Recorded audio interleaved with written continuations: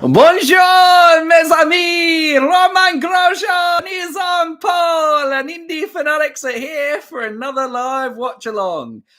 Stephen will be here in a second. He forgot his Indy fanatics merch because that's terrible. I come on live stream and see Romain Grosjean in the background, looking cool and composed, and then also a clip of him punching a tyre because that's kind of summed up Romain Grosjean's season this far. Really competitive. The first two races, fine margins, could have finished in very strong positions, went all out for kind of victories or kind of higher positions in both races and lost out. Came second last race, now gets pole here at Barber. And could he get finally his first win in IndyCar? But Romain Grosjean, for me, now is head of the Andretti family in racing terms. Stephen's here. He's got his Indy Fanatics top now. Great to see you on Waxman. No stream for me this week. Can't find...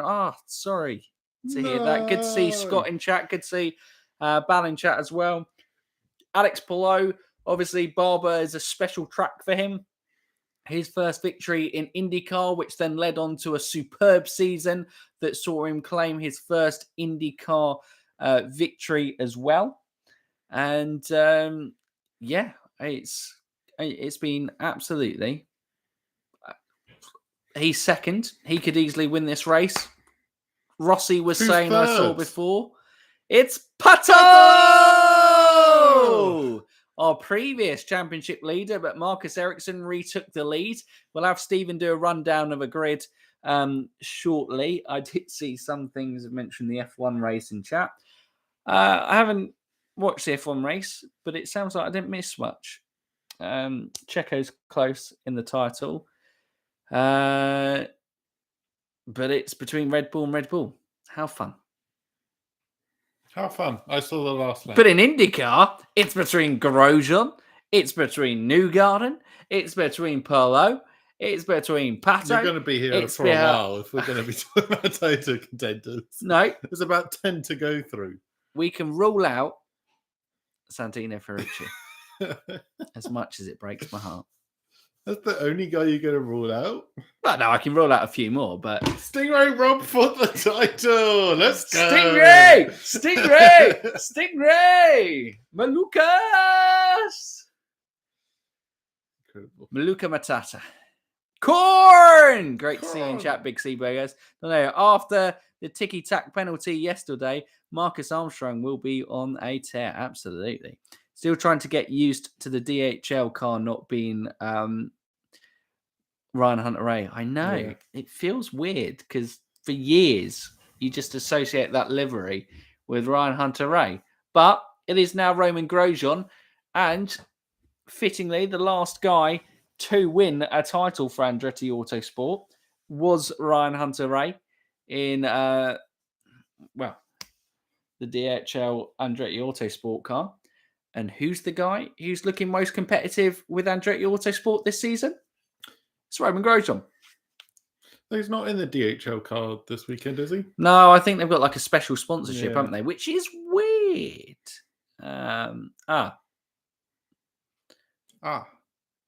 Jamie Chadwick also has the DHL yellow car. Interesting. Missed the NXT. My man Ferrucci, dead last. Hurts. Look at that pain. I can actually see the pain in his eyes. He looks like a vampire. Yeah. There's no blood in that He face. did look really pale, actually. Can anyone check that Santino Ferrucci is alive? Colton Herter? Well, probably quite a good point to go down to the rundown of the grids because Colton Herter didn't qualify well. Didn't qualify well, did he? No. Let's find out how well he did not qualify. I believe he was 14th off the top of my head. Whoa, I missed qualifying. So I have no fun facts about qualifying, unfortunately. Very true. They do change colour schemes all the time. It's all about the sponsors. It's not about the teams. It's about the sponsors. No team colours here. It's all about who pays the bucks to keep us racing. And I enjoy having the kind of multiple liveries, to be fair. You have people like Will Power, who's had Verizon forever.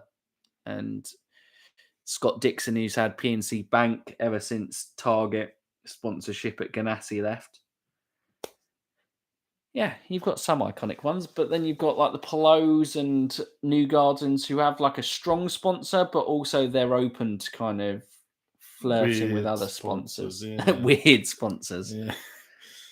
You go all different paint scheme on it. Yeah, livery is a very new thing. This track just extended till 2027. Nice. It did. Happy race day, guys. Great to see you in chat, Carl. Boxing this lap, the Indy NXT race was crazy. We missed it. Missed on that. We'll have to catch the highlights of that one because coverage is a little bit more difficult to get of the Indy Lights race on there. It was on YouTube. I think it is YouTube. Yeah. They used to, didn't they? Yeah. I'm not sure if it's on Peacock exclusively now, though. I seem to remember last year that was a reason. I think we can get coverage in the UK somewhere. Yeah, we'll figure it out. I'll pick a pre-race star performer, Callum Ilott. Don, it's a great pick. Chris, great to see you in chat. Does Penske starting on black tyres give them a distinct advantage? I don't know. Because whenever these mixed strategy works, I always think the cars you think may benefit if they're not. It's a bit like Pato last race. You think you're going out on a limb, but most of the time I find the cars who are on the majority of the same tyre at the start are the ones that generally tend to be up top at the start of the race. Look at Joseph Newgarden last week. He did the not 2 weeks ago, wasn't it? He was on the alternative strategy, but in that last stint, just went. Dropped like a lead balloon. So I guess it kind of worked in a race, but it was just a weird thing. I think people muted maybe like the engine difference between Honda and Chevy, where it came in later in the race, was probably what kind of affected Joseph Newgarden, but yeah, it was an interesting one. Anyway, Stephen, run down the grid. Let's go. Run down. I've had this up for like 10 hours and I've finally gotten a chance to go through the rundown. P1 pole sitters, Romain Grosjean, followed by Alex Plo and Pato Ward, the three we've already spoken about. Top three. All very competitive at this track. Well, Grosjean's had a little fisticuffs with people around this track. The other two, very competitive. Oops. Scotty McLaughlin on the first of the primary tyres in P4. Scott Dixon, P5. And a top 6 appearance from a Rahal Lehmann-Lanigan car in Christian Lundgaard. Very impressive qualifying from him. Hoping to kick off their season with a strong, actual, relevant performance rather than just sneaking into the top 10 through instance. Yeah. P7 is Joseph Newgarden. P8 is Felix Rosenqvist. P9, Rinus VK. And rounding up the top 10, Alexander Rossi. And I almost feel like it's welcome to the season, Rinus. That's why we're used to VK kind of qualifying. He's been a bit nowhere so far this season, so it's good to see him back competing around the top 10 slots. That's a solid salute. Fair play to that guy. P11 is Will Power. Cole Kirkwood is P12. Marcus Ericsson is P13, championship leader, looking to make up some ground in the race. P14 is Colton Herta, like you predicted. Good job. Is Zach there? I think Zach's there. Zach Brown. P15 is Callum Ilott. P16 is Simon Pagenaud. P17 is David Malukas. Devlin Francesco. Why do I always muck up his name? Devlin Di Francesco. Hey, Devlin. Graham is P19 and Connor Daly rounds up top 20 in P20. And then your final 7 is Elio in 21. Augustine Canapino is P22. Stingray Rob, P23. Jack Harvey, still struggling in the Rahal Lehmann-Lanigan car. In P24. Pedersen, P25. Marcus Armstrong, P26, as mentioned. And Santino Ferrucci, P27. Santucci. Up the group. Sad day for Santucci. A row of his Sad own. day. Good sign. This is the biggest crowd they have had at Barber in over a decade. That is awesome. And I think that shows how competitive IndyCar is. I mean, that Grand Prix of Long Beach actually turned into right kind of, a great race in the end, didn't it? In terms of, we've got the IndyCar schedule coming up. As it goes there, some sad news. We won't actually be able to stream the next race because Stephen is out of the country. I am in the country. No, Stephen is in the country. He's just at a undisclosed location. Undisclosed location, yeah. Within the UK. Within the UK. That does not have access to me. Stephen needs a holiday from this guy. But yes, we will also be open. We'll be live streaming on the Indy 500. Whether we're live streaming from the start or whether we come in slightly delayed, all depends on Arsenal Football Club's title bid. It is the team we support. We have season tickets. It is the last day of the season, thanks to the World Cup being delayed, on the 28th. So kickoff is at 4:30. If we are still within a shot of the title, we will be up at the Emirates. If the title is gone and it is already with Manchester City, then we will live stream from the start of the race. But just to kind of give you an update on the upcoming live streams on Indy Fanatics. Oh, yeah. Oh, yeah. Carl Kirkwood, last race winner, getting ready to come out as well. Didn't Carl have a mistake? Did you see all of qualifying? No, I missed part of it. Because I think Carl had a mistake. And so that's why he didn't advance to the Fast 12. I think with Carl, he is going to still have those mistakes in him at this stage. But I think what he did at Long Beach was really impressive. And I think, funnily enough, this feels like a season where Colton Herta may have the spotlight off him at Andretti. Well, yeah, if you got Romain Grosjean pulling the heavy punches. But does that give him an excuse? We saw Plo win the championship in his sophomore season. Yeah. So this is Carl's sophomore season. Should we expect him to be playing catch up to Romain Grosjean? I think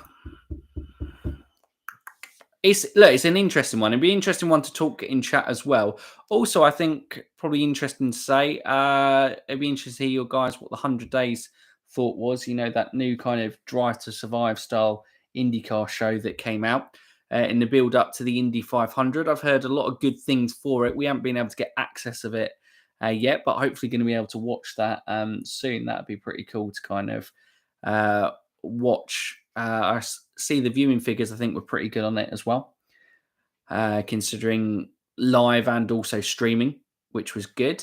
But yeah, in terms of, look,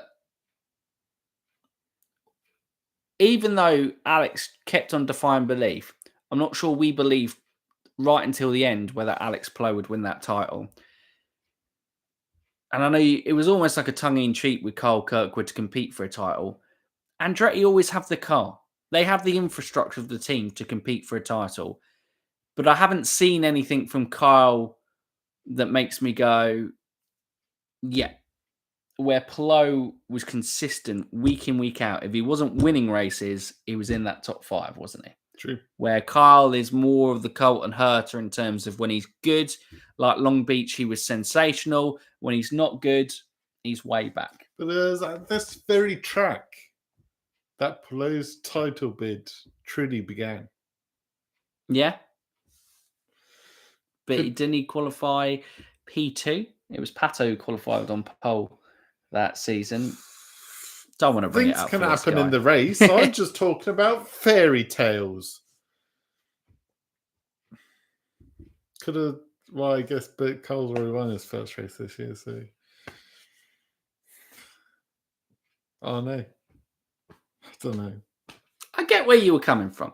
You're like, is this a symbolic passing of the guard from Carl Kirkwood being the young talent within Andretti over Colton Herta? And can he solidify maybe himself being in a title fight this year? But he's already won a race. Yeah. So And Barber, I don't even know why I'm bigging out because No. Pato is going to secure his first race win of the season this year after coming so close several times, couple of times, not several, just 2 times. He's going to get the first win today, and we're all going to go, oh, wow, yeah, title done. yeah, Unbelievable. yeah, Terrible season. absolutely. Honestly, though, I'm feeling good about Pato today. P3, but Pelot. The I performance. feel Pelot is going to be between Pelot and Pato, but you can't write off Grosjean. But I just feel it's going to be a true battle between those two. Yeah, that's what I was talking. The 100 Days to Indy on. We haven't seen that yet, but yeah, we'll give it a watch. Seeing Scott says it's more for normies. Yeah, that's what Drive to Survive is. If you're like a true, not a true racing fan, because I don't want to grade fans or anything like that. If you're a fan of the sport already, it probably doesn't do too much for you. But if you aren't interested in IndyCar and what the purpose of these TV shows are, is to gain a bigger audience for that particular sport with kind of like the All in Nothing series in terms of football. And, I think they've also done American football and stuff like that. And then obviously you've had Drive to Survive on Netflix for F1. And now you've got the 100 Days to Indy for IndyCar. It's just, if you can capture someone else who did have no interest in IndyCar and bring them into the sport, it's a good thing if they love IndyCar, I suppose. Pelot Pato. Pelot or Pato? I just realized I'm talking about Cole Kirkwood. This could be a symbolic win. It's Romain Grosjean who's on pole, who's still looking for his first race win.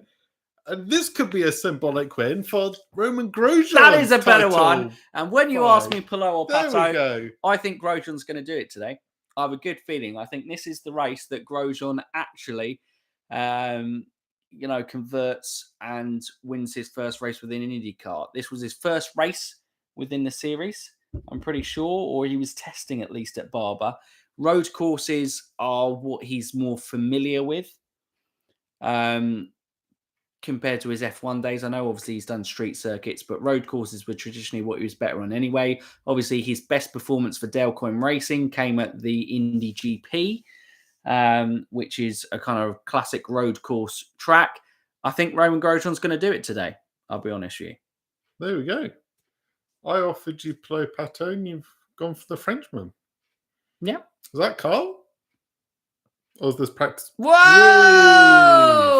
That's Pato. Whoa! No need to take out the sponsors, Pato. They weren't paying. People getting a little bit lively in IndyCar. What? Ow. That's Will. Oh, and that's Kyle. Whoa, there. Obviously, qualifying was a little bit mad.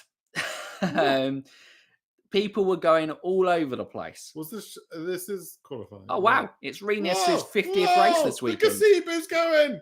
The gazebo's gone. Man down. It was holding. They needed some medics over there for the gazebo. Looks windy at Barber. May see an early yellow. Yes, obviously, I think it's a couple of seasons ago. I think they just showed that replay of when Joseph Newgarden, this was the season opener, and Joseph Newgarden lost it, didn't he? And took himself and Colton Herter out. Gentlemen, start your engines. Oh, it's frozen. That's all right. We got it from there. But we're almost at race time and it's exciting. Let me see if we can get some things in chat for you guys. Watching the track for the first time, how is passing at this track? Traditionally, Big C Burger Barber isn't a big overtaking track. Like all races, it has it's overtaking points still. Strategy is going to be key here, and you'll probably see pit row being quite key here, but it's not an impossible track to overtake on.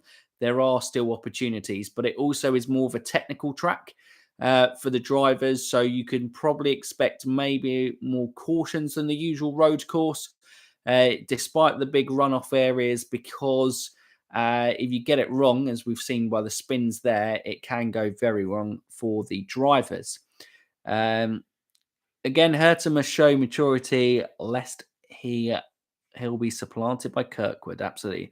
Feel like the show is meant to attract people. Drive, yeah, absolutely, on the 100 Days to Indy. Barber is one fun track. Strange to find it in Alabama. It is. Do you know this first Barber race that's had 27 entries? Is it? Mm-hmm. I mean, IndyCar consistently this year has just had a stacked full grid, and that is great for the sport. Sky Sports £20 a month instead of £36 for me got me into IndyCar and a return to Formula One. BL, what more could you ask for, right? What more could you ask for? Gentle start your eng was that as it kind of going. Barber has only one or two passing zones, but it's not alone in that distinction. Absolutely. Look, like I said, you don't come to Barber as a mass overtaking, but that doesn't mean that you don't get some hard wheel-to-wheel racing, and there's still kind of really competitive racing, and drivers got to pick their spot. That's probably the only thing that comes down to Romain Grosjean. Do you want some stats? Yeah, let's have some Barber stats. 5 out of the last 12 races have been won by the pole sitter, backing your man Romain Grosjean, and only 2 times has a winner come from outside the top 5. However, Alexander Rossi had the quickest race pace in the warm-up session. Starting in P10 though, scores work cut out for him. Yeah, but, you know, if you have a good strategy, and Rossi was bigging up the split strategies here, he was feeling good about his race car. But again, Aaron McLaren, there,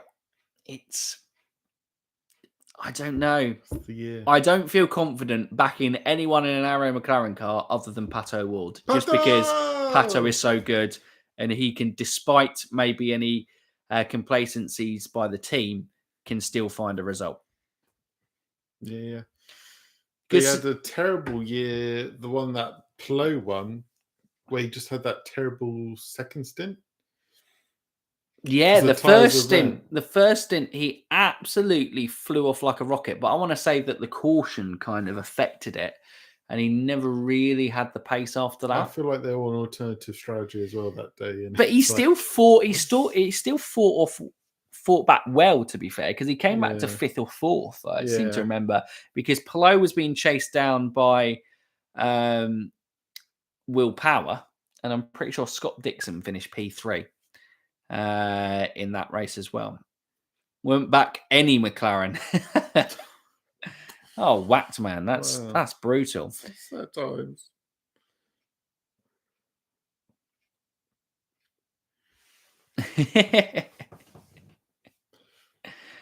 Amazing. Seen Christian Lundgaard there in P6. Worrying times for the other 2 Rahal Lemon Lanigan cars.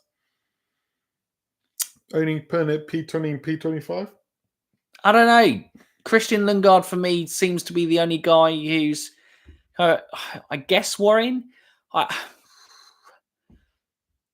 Graham seems to get caught up in too much drama for my liking. On Twitter, on there, I don't think these things really do affect it, but I don't know if they start playing. You know, when like Will Power was, the pace was obvious to see, but he would always have his rash moments and get caught up in things. That's where I feel Graham is as a driver right now. He's just, he gets qualifying though. No, but just his whole demeanor and everything. Not just the race, not just qualifying. Outside of the thing, I think things get too complicated with Graham Rahal, and I think it's gone away from the racing a little bit. Yeah, that's my gut feel on it. Jack Harvey, no idea. For whatever reason, Jack Harvey and Rahal Letman Lanigan is a recipe for disaster, sadly. Because there's pace in that car. Yeah. Clearly. But enough of us waffling on. It looks like that we might be coming to green flag. The cars are going to bunch up behind our pole sitter, Romain Grosjean. Alongside him, previous Barber winner, Alex Palou, and Stephen's man, Pato Ward. Stephen reckons it's between Palou and Pato. I'm backing Romain Grosjean to win his first race in IndyCar. But I think we are due for another really interesting, intriguing fight in this championship fight. Marcus Ericsson, we haven't even talked about him, and he's the championship leader after the early stages of the races. What can he do today out here at Barber? But yeah, I think it's going to be a fantastic race, and excited to see how it all unfolds. It's going to be on like Donkey Kong into 11 and 12. Here we go. So here we bunch up. The cars are getting ready to go side by side, 2 by 2. Romain Grosjean leads us to green. Who will have a good start here? Who will be the big mover from the start? It's going to be chaotic. It's going to be crazy. We're just winding through the last corners as we come up to the green flag. Stephen, instant, who's your winner? Pato! I thought it was going to be, here we go, green at Barber. Grosjean gets a great start, but so too does Pato Ward. He's on the inside of Palou, pushes Palou wide. Palou's got the inside, but I think Pato's made the move stick. He's going to try and hang wide on the outside. Can he get up there with Grosjean? No, he's made the move stick. Scott Dixon is there in P4. Pato's still going. On the outside again. Oh, runs wide and opens the door for Pato's had a blinding with 3 by 3. Palou looking to capitalise. Looks like Pato's going to make the move on Grosjean. No, he breaks early, and that allows the chance for Palou to go through. What an exciting start between the top 3 there. I don't even know what's going on further back on in the field, whether anyone's had a good start. We'll catch up when the timing sheets go on. But as always, at the front of the race, that's where we're kind of most excited by things. Looks like there's a Meyershank Racing with Callum Ilott and potentially Malukas there having an interesting battle on track. Malukas going wheel to wheel with Callum Ilott there. Can Malukas find a way through? He looks like he's got a good run. He's having a look, but it's great defending on track by Callum Ilott as well. Oh, and who's lurking behind there as well? Looks like Ilott's teammate of Canapino's lurking, and is that Graham Rahal, I think, is potentially there if any mistakes happen between the two. Colton Herter on track with Will Power fighting side by side. Brilliant little battles going on all over the grid so far, but it looks like that grid has settled slightly. Grosjean, although there was a great start from O'Ward, the top 3 remain the same. Grosjean first, Palou second, O'Ward 3. Will Power makes a move on the inside of Colton Herter. Dixon and McLaughlin look like they're having an interesting fight as well. Keep interchanging between 4th and 5th. Newgarden P6, Lundgaard has dropped to P7. Reedus VK P8, so made 1 space up. Alexander Rossi P9. I think Kirkwood's dropped a few positions from memory. I'm going to go with that, or he may have gained. Kirkwood's gone up, and also Colton Herter has gone up. Like we said, fighting on track with Will Power. Ericsson 13th, Pagano 14th, and De Francesco P15th. Lowest place to the Andretti Autosports, who look fairly strong here this weekend, but we'll see what Kirkwood and Herter can do. Felix Rosenqvist, who's had a shocker on lap 1. Yeah. P26. He was in the top 10. So maybe Rosenqvist went a little bit wide. Maybe there was contact there as well. Going to be interesting to see if we get any replays on that one later. But we do have Scott McLaughlin there on... that's Joseph Newgarden in the PPG livery coming up behind teammate Scott McLaughlin. Oh, Palou's making a move on Grosjean. And he makes it! Wheel to wheel! Grosjean's going! At the start of this race. Wheel to wheel! And Grosjean keeps it. Grosjean defends. Whoa. The outside line of that turn is so deceptive. It's on the inside, always holds it. What an exciting start to this race as well, actually. And really good battles between the front. It looked like Pato was maybe going to go all the way, although look, Pato's dropped back from these front 2, seem to be dropping Pato a little bit from there, but it's really high quality racing, wheel-to-wheel action, no contact so far, just good, hard, honest moves. And it's exciting to see how it's all unfolding at the moment. And, well, we said Barber wasn't a track that had loads of overtakes, but there's been plenty of change within the kind of grid so far. Rosenqvist made himself up to 25. I want to say, here we go. We're just about to go on a replay. This is with Felix Rosenqvist. So it looks like he goes around the outside of Romain Grosjean, gets held up behind that. Who's that? Christian Lundgaard taps, spins round, keeps it going, which is quite good in that gravel track, but that's obviously what kind of sends him to the back of the field. So Felix Rosenqvist, again, his luck of kind of getting a strong race performance isn't paying off. He is starting to make his way through the back of that field. He is making moves. But he's got a long way to go, and he's going to probably have to go onto an alternative strategy and hope for some cautions to kind of help him out later on. Simon Pagano's best as we ride on board with him now. No, we don't. We're riding on board with Carl Kirkwood.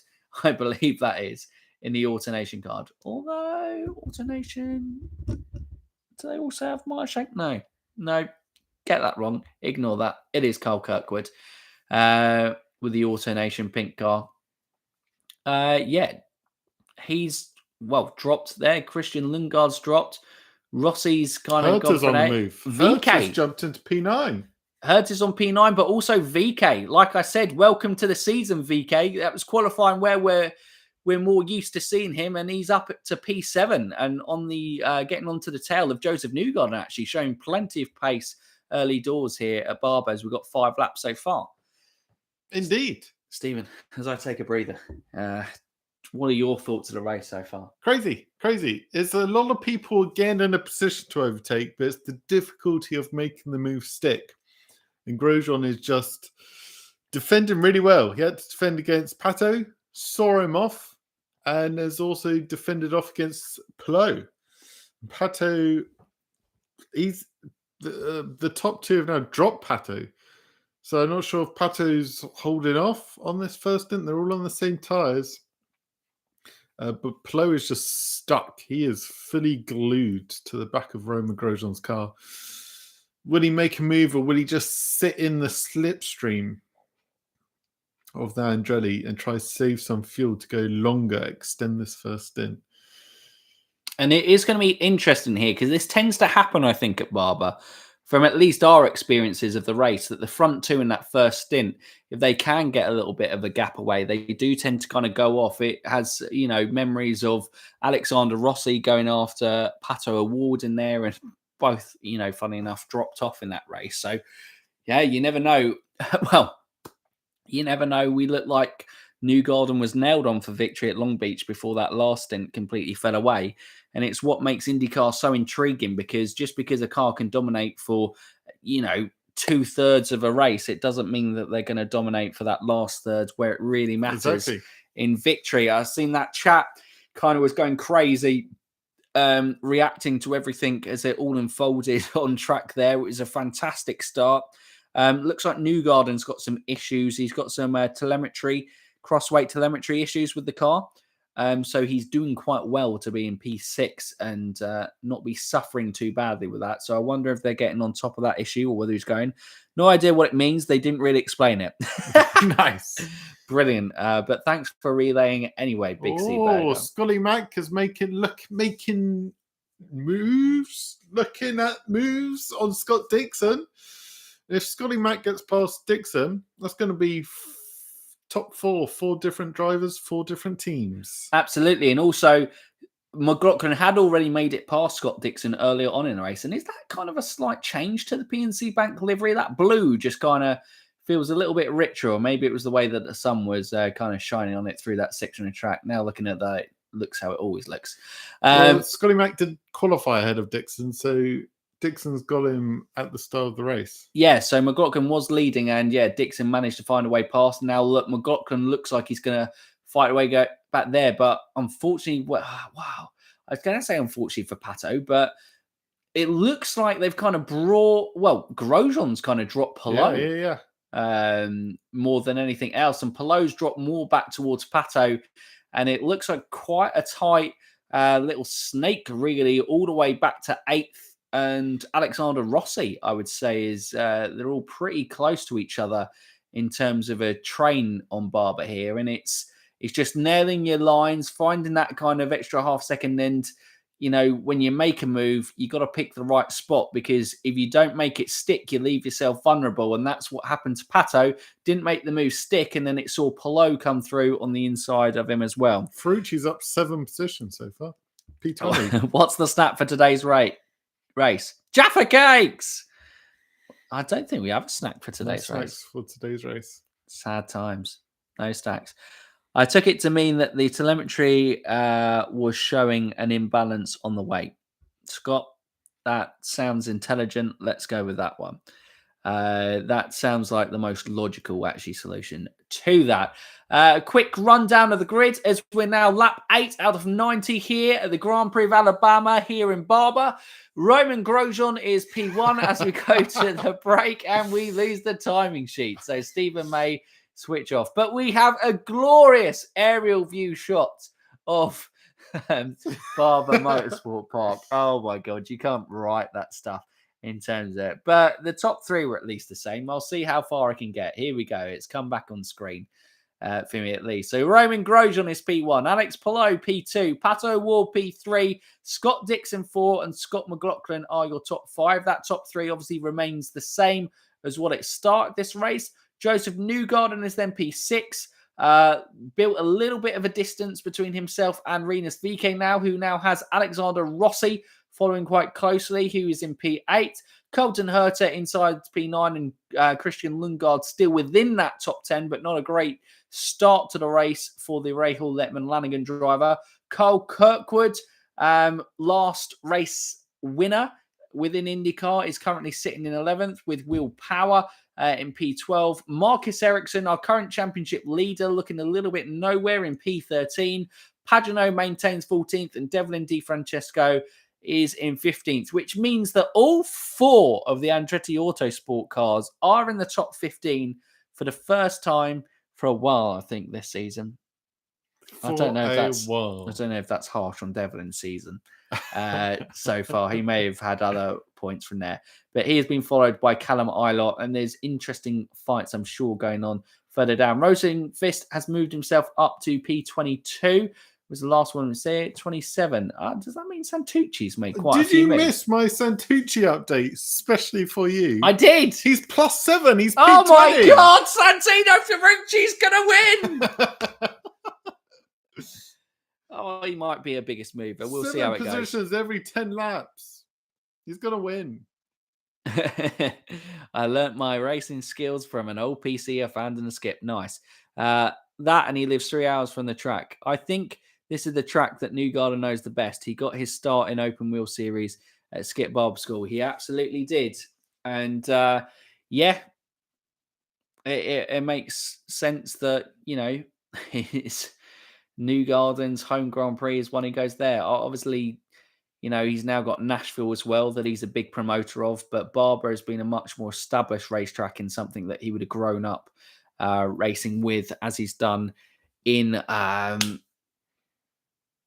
his road to Indy, I suppose, is the easiest way to put that. But yeah, I think now that we settle, I reckon we're probably, after that early excitement to the start of the race, I think we're going to now settle into strategy, into that kind of first round of pit stops, and then we're going to start seeing the next kind of round of moves and excitement. But this is quite an easy one strategy-wise, because it's only 30 laps, isn't it? Yeah, it should be.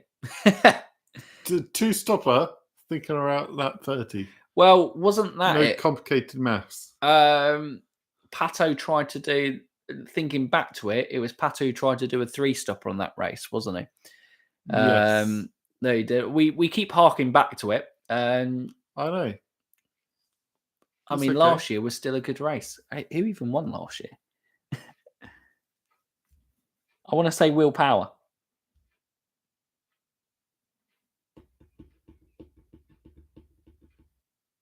Last year? Message for the chat. Who won last year? I want to say it's Will Power. Am I imagining that Pato didn't win here? Pato didn't win, no. Pato hasn't won here? No. Until someone says that it was Pato. It was Pato. Pato hasn't won here. I was like, I swear. I swear it was Pato. Don't take this win away from me. I was thinking of the year before where Palou won. Yeah. That's where I'm thinking Pato's troubles were. Yeah. And that's where you're getting confused. Yeah. Absolutely correct. But Pato's chilling at the moment. He actually did win this time. Jeez, there we go. Last season seems so far, well, I guess because it has such a long kind of post-season, but it seems so long away to kind of remember going into it. But, whoa, there we go. Flashback to Long Beach. Oh, Pato sending Scott Dixon. And you know what? Our Iceman wasn't so cool. No. Well, he wasn't so cool after that. But he's having a pretty good season. He is. He's not really getting anywhere much beyond 5th or 4th, but he's right up there. Yeah, the thing is, that's all you have to do, and then nick a win here and there, and you've won the championship. And that's what Scott Dixon does the best. He will grab a win when it's needed, and then all of a sudden be in championship lead. It looks like, I wouldn't necessarily, when we were going through our list, rule out that records equaling championship for Scott Dixon. Yeah. Must be buoyed on from seeing Will Power do it last year as well. Because I'm pretty sure they're around about the same age. Yeah. There's clearly no pace drop-off. So no serious pace drop-off. Everything's there. Well, it is the advantage of IndyCar by... Whoa! Someone's dropping. Newgarden's dropping, or he's in the pit. We're not getting a pit thing for him, though. Yeah, that looks like... No, it is a pit. It It is in a pit. So he's going to go on alternate strategy. He's made it last from there. So that is really early. So I'm going to say that That's Joseph is on a 3-stopper. He's switched. He's gone on to the sticker red tyres. Whoa! He's added one twist on the front wing as well. That'd be Felix. Felix was always going to have to go rogue on strategy after that early spin and contact with Newgarden caught in a sandwich. But yeah, okay. So first of the stoppers, Stingray Rob also coming on to this 3-stop strategy. Going to be interesting to see where they go. And am I going to say that Ferrucci has done as well, because he's dropped to 26th. So I want to say that Ferrucci's gone on to it as well. I would presume so. I think these early stops are a good call. Well, remember, a caution can always stuff you. Sure. It only takes a caution for these early stoppers to kind of it to come into benefit. This is looks like, Alexander Rossi is also coming in. So maybe those tired. Well, yeah, it looks to be the guys who had started on the blacks. On the primaries. It has not looked a good race tire at all. It's not held itself. During practice and qualifying, they were saying that the option tyres were not the preferred tyres. Yeah, it's always interesting. I mean, they didn't think that the primary tyres were going to be at Long Beach, but they turned... the strategy completely flipped around. It did, didn't it? Watch Jay New on a clean track. Yeah, you can make up a lot of... You're right there, Don. In clean air, Joseph Newgarden, look, he's got 7 seconds of clean air between himself and Jack Harvey. He really could kind of cause some trouble the there. Thing is, with that 3-stop strategy, if you're going for it, you have to make up a whole pit stop worth of time on your 2-stoppers. But I don't know if the 3-stopper is just going to come as the preferred strategy, because there is a lot of people going on to it. Now another Penske driver into the pit. Scott McLaughlin is coming in to change off those kind of primary tyres. And remember, they've got this stint out the way early, so they're going on to the sticker reds pretty early and on clean air. It's Will Power also win. So Penske clearly feel that the 3-stopper is going to be the strategy today. Yeah. That's all 3 of their cars have gone on to that strategy. That's interesting. I've learned not to second guess Penske. Exactly. Yeah, it's slightly scary when Penske have fully backed their strategy with all their cars. You kind of go, they're probably onto something. Yeah, is someone making a mistake? Because if it's a tight one, they generally tend to split strategy. It's now going to be interesting. Have the front cars already lost their time to react to those early pit stops, or are they just going to go deep and go into They've got to commit because they're on the other tyres. They've got to make this stint work. Yeah. Still another 12 laps to go for the 2-stoppers to pit. I know, it's crazy. The F1 race ended in a fast because half of the drivers had to pit on the last lap, and one nearly hit a load of press photographers. Thought the race was over. Oh my god! Yeah, you should see some of the pictures of it. Oh god! They were literally putting up barriers to close the pit lane when Esteban Ocon had to do his last pit. Wow! Yeah. Wow! The entertainment show in F1 never ceases to amaze. But anyway, as we go, so our runners. Going from there, Palou seems to have got a little bit closer to Grosjean again. He's always kind of maintained that kind of second to second and a half gap through there. Pato's kept the gap under 2 seconds now. So these front 3 are running well. And it's now interesting to see, can Scott Dixon tighten himself up to this pack? really interesting to see how the split strategy is going to go. Yeah. Normally I'd be like, well, we'll see. But because Penske have backed it so much, I'm kind of really worried that it's the way to go. I anticipate 4 to 5 cautions, so any strategy will work, in my opinion. Well, that is the thing, but when those cautions come out, can affect what strategy does work. If it is, I mean, I'd be shocked, but if we did have just a completely green lap race, then the alternative strategies going on and the strategies on the pit wall are going to have an absolute field day. And this could be absolute carnage to see how it all unfolds on track. After 17 laps, I still don't know what Scotty Mac's car looks like. Amazing. So, Renus obviously making a big deal of it, being his 50th race in IndyCar today and currently running P5. Obviously, he's chose to commit to the 2-stopper as well, but he is running very well within this race as it currently stands. So that's great to see. He's doing well to keep Colton Herta behind him, to be fair. Colton Herta hasn't really had any answer or hasn't really looked to get close to Renus VK. He's just been, looking at the back of that Bitnall car.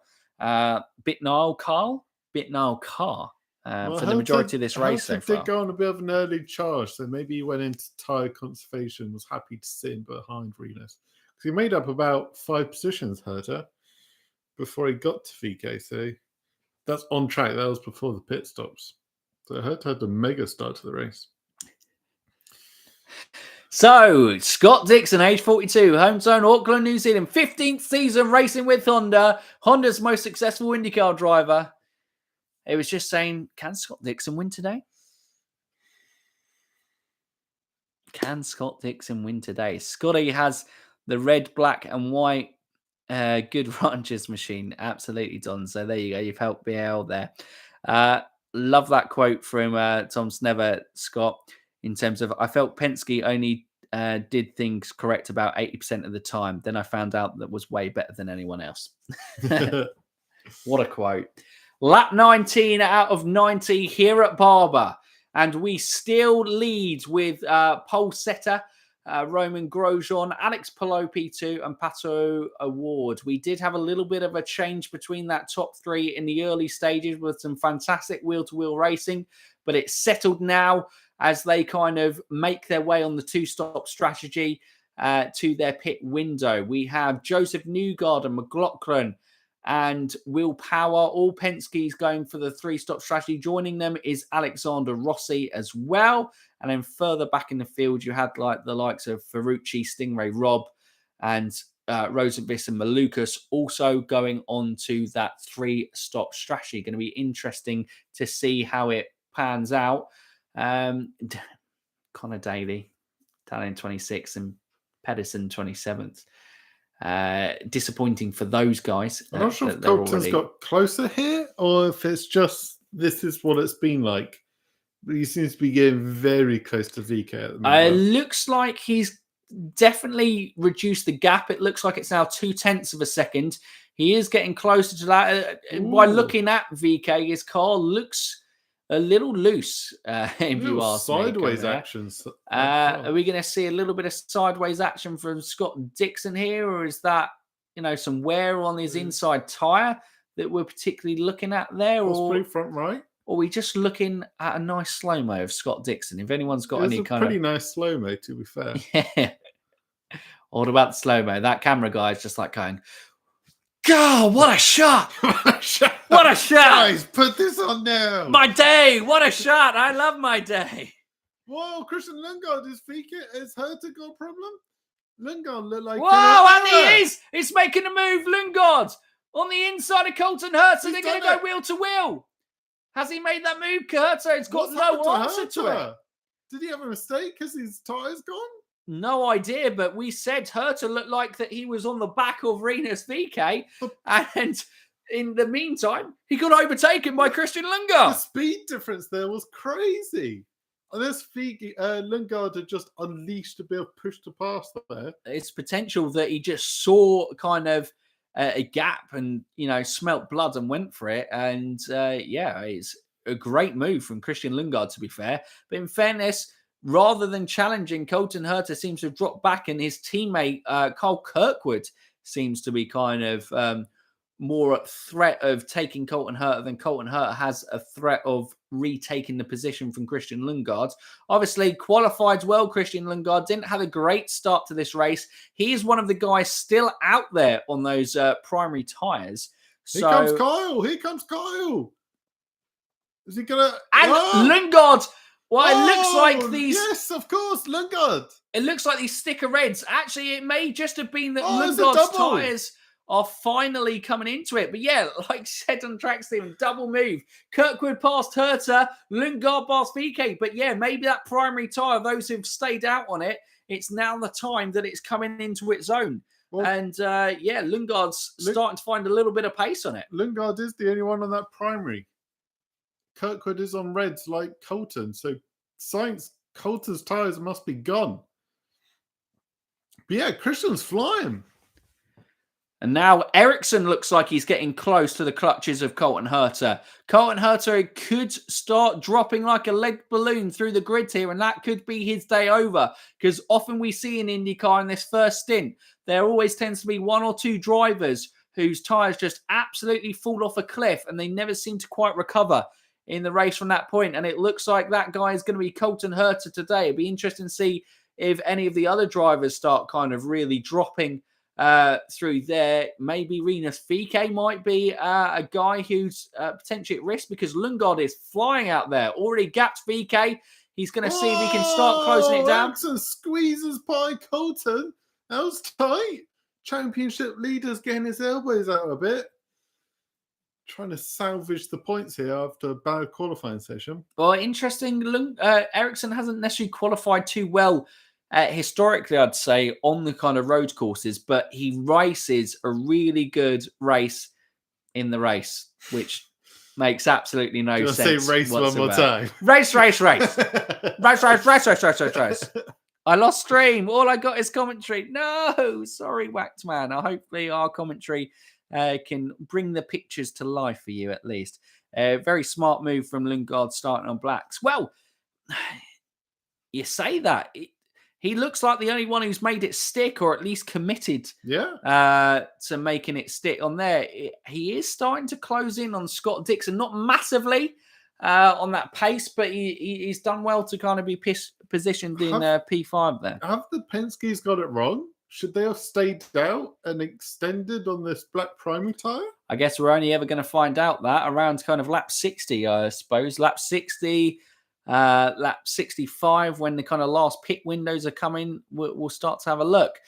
Camera switched to kind of our race leader, Romain Grosjean. He has had a pretty eventless race so far. He's defended well at the start. He keeps hitting his corners and apexes. He's driving a brilliant race so far, leading from the front.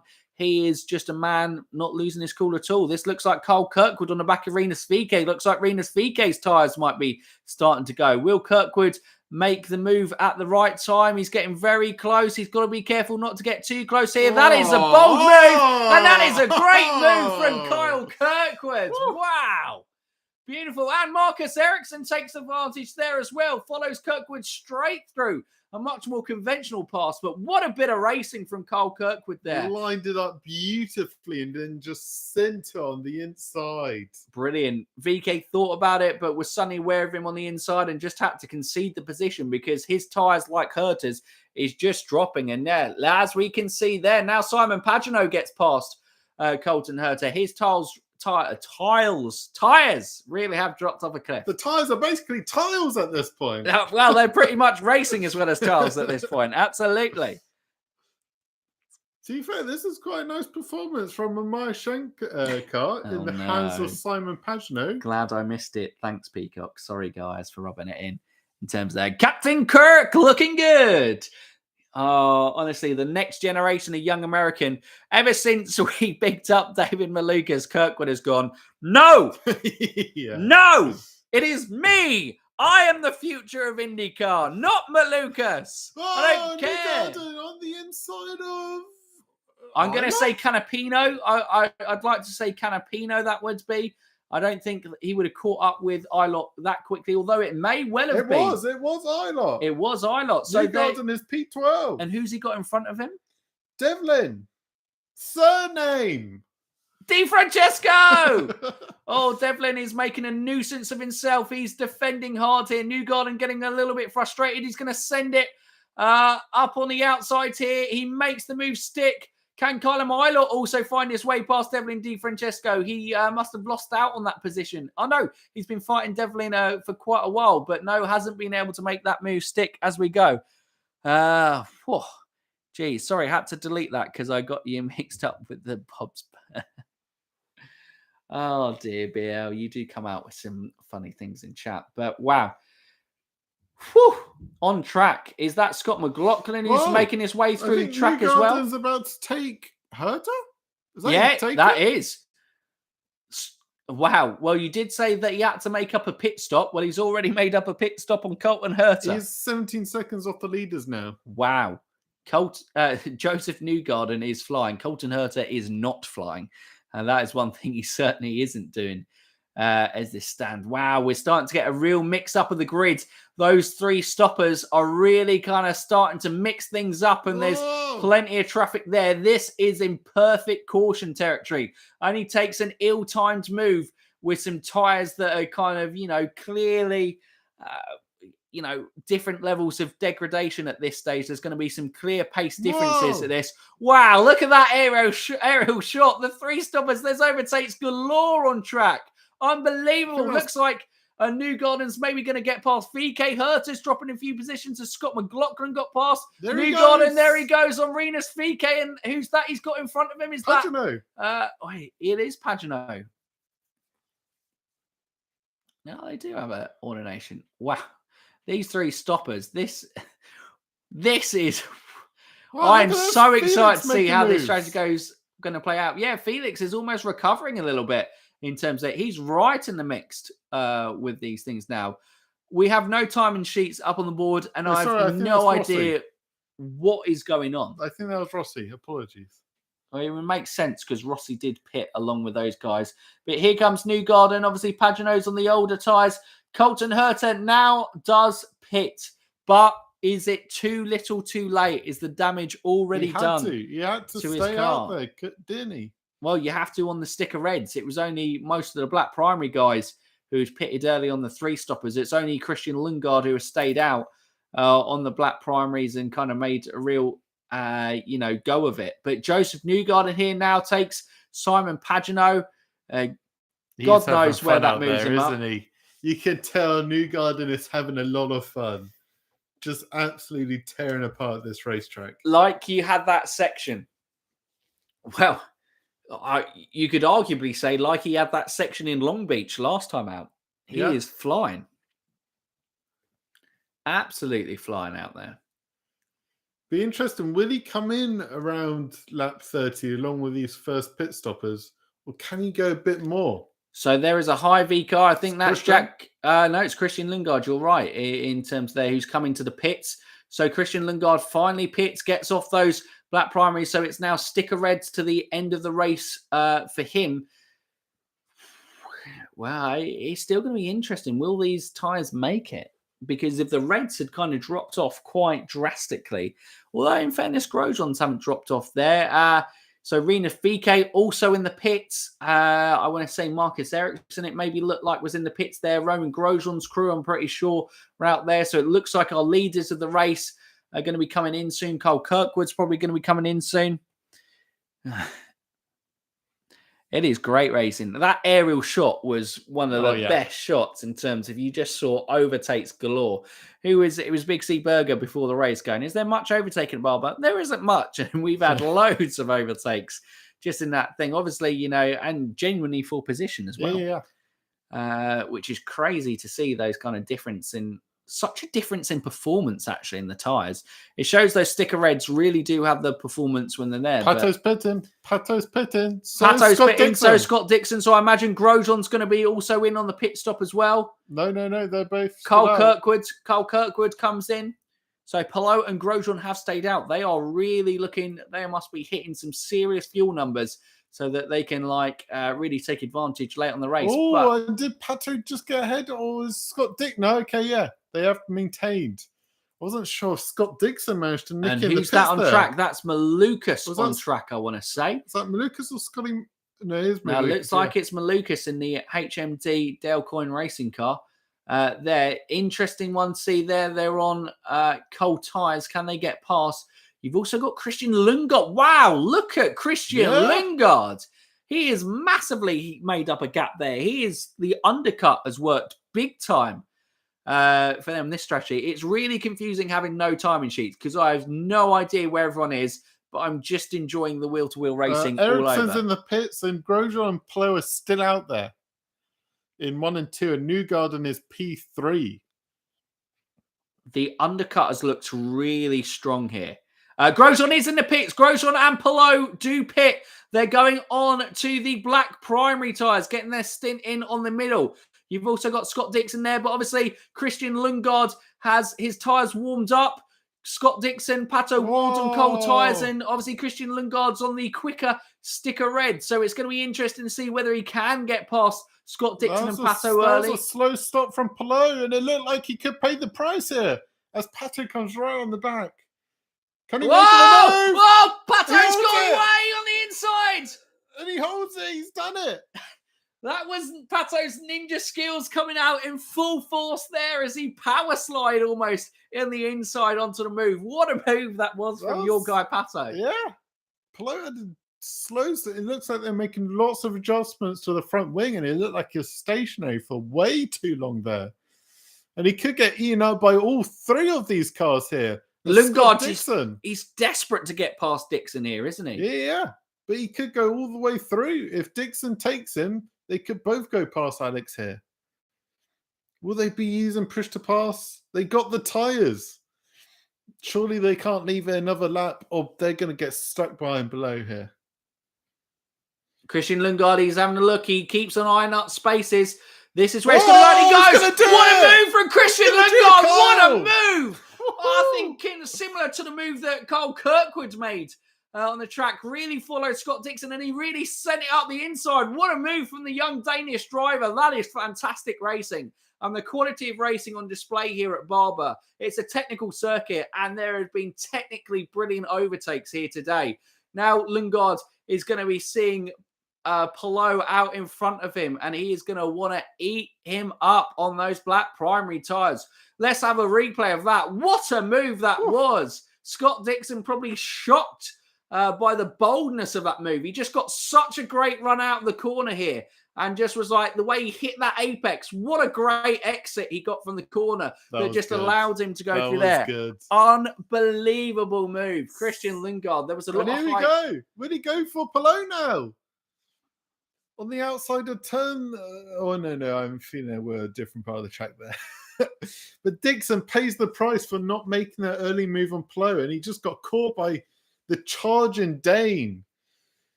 He almost looked like he was going to line up the same move on Palou. Yeah, I was going to say, it looked like he was lining up the same move on Palou. I don't know why we've just been stuck on this camera. Give us the Lundgaard-Palou fight. This is the action on track. I'm also interested to see, where has Grosjean come out in all of this? Obviously, Palou had a slow stop, and it kind of pulled him back into this mess. But did Grosjean just get ahead of it? Grosjean is ahead of Malukas. Wow, okay. So he has really kind of gone through there. There we go. But, yeah, obviously our 3 stoppers are out on front in track, and they've already, Grosjean has got 18-second gap to Newgarden. I don't know what's the average pit stop here at Barber, but they must be getting pretty close to that, already getting that extra pit stop in here. Probably. Maybe. Santino Ferrucci in P13. Santucci! Oh, Malukas on the inside of Grosjean. Could he get involved in the race lead here, Malukas? Whoa! Oh, is this a replay? Whoa! Grosjean holds it. But does Malukas come back on him? We're getting a replay. Did Malukas get the move? I don't think he did. Whoa! But that would have been a bit controversial from the sophomore guy. Why are we looking, Pato, drawing things with kids? It's a really nice image of drivers interacting with fans, but we want to watch the racing. Before the break, looked like Lundgaard was pushing on Palou as well. Absolutely. Yeah, I'm not entirely sure what's happened. Palou has managed to weather the spawn. I don't know. The spawn? Storm. Spawn. The spawn. The spawn of Christian Lundgaard. Yeah, I think the early advantage of the sticker reds has maybe gone. So Christian Lundgaard's got to be careful here because he saw on his stint, if you did go a little bit deeper with those black primaries, then there was a kind of, when they start coming into their own in that second half, he could lose out. But I guess he's probably thinking if I can get past these guys, then maybe I can gap enough that I don't lose out too much. But yeah, it already looks like maybe he's got a flat spot on that kind of front right tyre. I want to say Christian Lundgaard, that maybe sees a spot. I may be kind of overseeing things there. I think he's all right. But yeah, some sweet racing right through the field. Absolutely. It's unbelievable. Best commentary for a hair colouring commercial ever. I guess that was us, as you guys had a hair colouring commercial. But yeah, geez. Not to big us up, of course.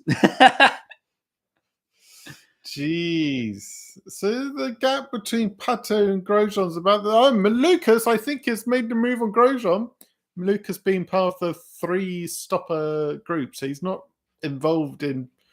He is on-track position, but obviously it's off-strategy position. But Joseph Newgarden is flying. He is. But also is his teammate, Scott McLaughlin, who is currently only half a second behind him. And that gap now between Romain Grosjean and the lead, which is Newgarden and McLaughlin, is 22 seconds. It'd be interesting to see what the average pit stop here is at Barber, because I think the 3-stopper, like we said, you never bet against Penske, and the fact that all 3 drivers went onto that 3-stopper, it's looking like it's going to leave the 2-stoppers for dead at the moment. Yeah, and Rossi's sticking on to them as well, and Power's only 5 seconds back from these guys. Bus Bros for the win! Yeah, it looks like at the moment, the for smart sure. thing here between them is don't fight. You just got to both drive along here. You can't lose any time trying to fight and defend a position here. So it's going to be interesting to see. Obviously, now we've got the 3 stoppers and the 2 stoppers mixed in with each other. But the top 15 as it stands is Joseph Newgarden, Scott McLaughlin. This is a replay, actually, of David Malukas making that move on Grosjean. What a move, by the way. Oh, is that Grosjean making it back? No. Malukas is ahead. I think that was the old move, I think it's shown us. So maybe he then... that's the old one that was shown us. I think because it was in a break and now we're getting the replay again. Malukas is ahead of Grosjean on the timing sheets. Well, I'll go back and do my top 15 rundowns. Newgarden's in the pits. Newgarden is in the pits. Told you about Newgarden. He's done the same strategy. Here we go. That was the move on Malukas. Same corner. He just got ahead a bit more. And Grosjean and co are still well back, and Newgarden is in the pits, like you said. My timing sheets are slightly ahead of our coverage, but Newgarden is pinning this lap on our screen. Well, I'm going to wait to do my rundown when Joseph Newgarden comes out. So Scotty Mac got him on track. Wow. Wait, maybe Newgarden didn't pit. Maybe I'm jumping to conclusions here. That is a great move from Scotty Mac. Good. So he's pushed hard on those sticker red tyres. Those sticker reds aren't holding. Is this potentially a 4-stop and a 3-stop? Well, no. Most of the cars got to their pit window, didn't they? 3-lap pit window. They did, but they definitely... no, actually... No, yeah, because they came about 15, didn't they? Yeah, so they're about 10 laps short. Yeah. Well, because the 3-stop, obviously, you do short stints. Yeah, I suppose so. And you just kind of go all, you go all flat out, don't you? Yeah. So Scotty Mac makes the move on track. I wonder if that was Newgarden letting him by. Potentially, because he knew he was coming in the pits. He didn't fight it particularly hard. The smart thing was not to fight. Oh, caution! Who's that? I believe that is Stingray Rob. Stingray Rob in the 51 car. Stingray. It looks like his car has just given up on him, I want to say. He does look pretty safe out there. So guys are just looking to get into the pits beforehand. Because, yeah, this caution could absolutely throw things. Everyone's going to pit. Looks like Pato, Palou, Newgarden. This is going to really kind of change up strategies. For Newgarden, right? McLaughlin's got in. Yeah, well, yeah, this cycles Newgarden to the front for sure. And was he the only one who made that pit before, I think, a caution? Well, they're precautionary pitting. It's got to be a caution. You can't get the safety team out there. Well, I don't know. Did Pato pit? No, they didn't. The two stoppers did stay out there. It was confusing, but it looks like it was Rossi and Rosenqvist. I guess this would be you can't. If you're on the two stop, you can't pit now, can you? Huge for Joseph. Yeah, it is huge for Joseph. It is by the side of the track. It's just whether they're going to decide. I think this is a classic IndyCar. Hold the yellow, let everyone pits. Yeah, there they go. They've held the yellow. They've let everyone pits. They're now in. Ferrucci did make it out. Yellow, yellow, yellow. I wonder what happened to Stingray. That just looks like his car's died on him, doesn't it? Yeah, it doesn't look like he's had a crash. Tire mark through the grass. Yeah, it doesn't look a debris. Just literally looks like his engine's gone. Screwed the two stoppers. Absolutely, it screwed the two stoppers. So Romain Grosjean may have to wait for his first win then. But I'll be honest with you, Scott. Even without the caution, I'm not entirely sure whether the two stoppers were screwed by Joseph Newgarden anyway. Yeah. Because the guy was flying. Absolutely. But do not rule out Scotty McLaughlin in this race. Could we, have 4 races and 4 different race winners and have Scotty Mac get win? He came very close to getting his first win of the season at St. Petersburg, where obviously Marcus Ericsson claimed that victory in the end. Yeah, it's going to be interesting. McLaughlin didn't pit. Whoa. McLaughlin didn't pit. That's his race, right? I was just bigging it up. I thought he did pit. I thought he did too, but it looks like McLaughlin hasn't pit. Was that Malukas? Was that Malukas that I saw? No, McLaughlin has pitted. He pitted 1 lap ago. Is the timing sheets not updated yet? No. Scotty Mac's there, P2. The caution worked perfectly. So, confusing, but Grosjean, Award, Palou, Lundgaard, Dixon are all drivers in the top 6, but all at risk because they are on the 2-stopper. And all the 3-stoppers have just pit for fresh tyres. It's lap 40 of 90 as we've got this first caution as they clear Stingray Rob's car that just gave up on him. I'm sure those of you with commentary will get a kind of more in detail analysis. Scotty's going to be the Big Mac when he wins today.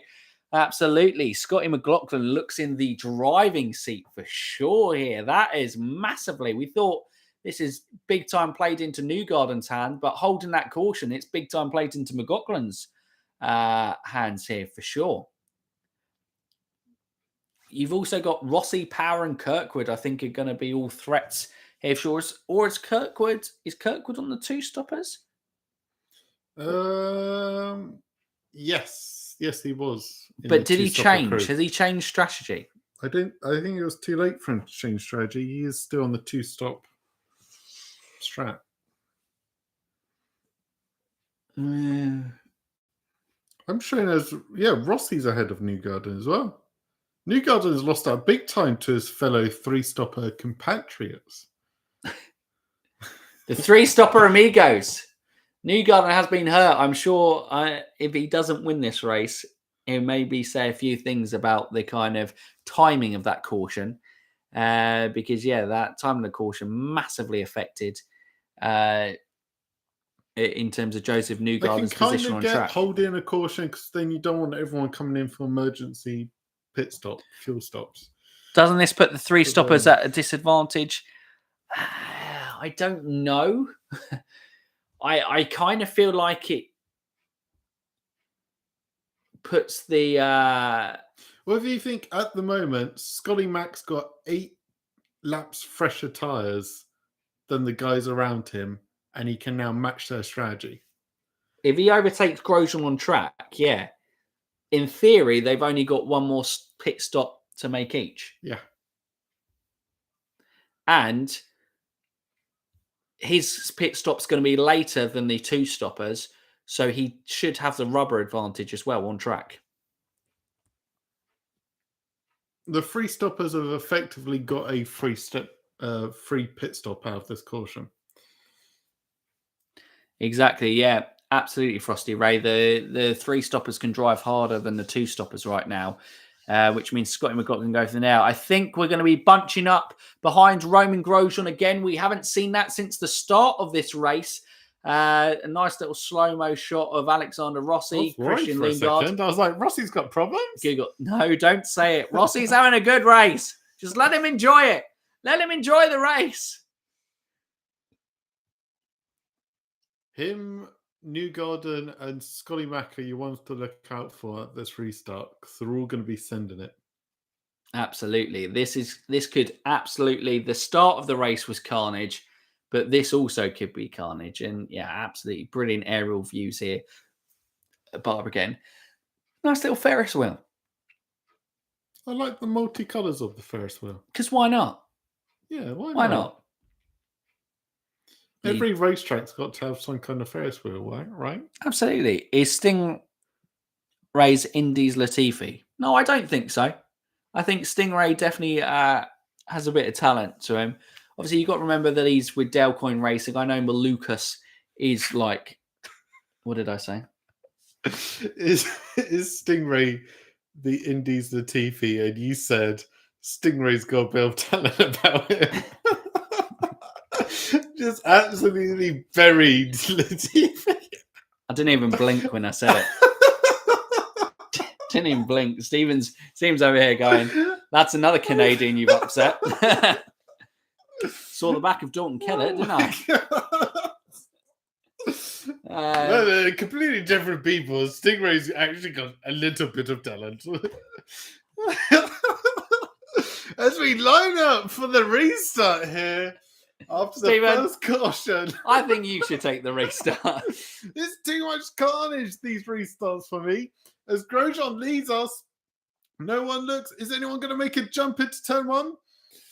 Oh, we're all holding. Scotty Mac is close, though. Turn 1, it's turn 2. It's going to be turn 3. It's going to be the lunge round turn 3. Surely on the outside. Pato looked like he did on the first stint. Will he try it again here? He's got a good run. Christian Lundgaard's making a move on Alex Palou. He's going around the outside. Whoa, locks up and he goes on the inside. What a move. Christian Lundgaard is the guy making moves on track here at Barber. And another fantastic overtake from the Danish driver. Newgarden's got... No. Yeah, Newgarden's got ahead of Rossi. Big move for Newgarden.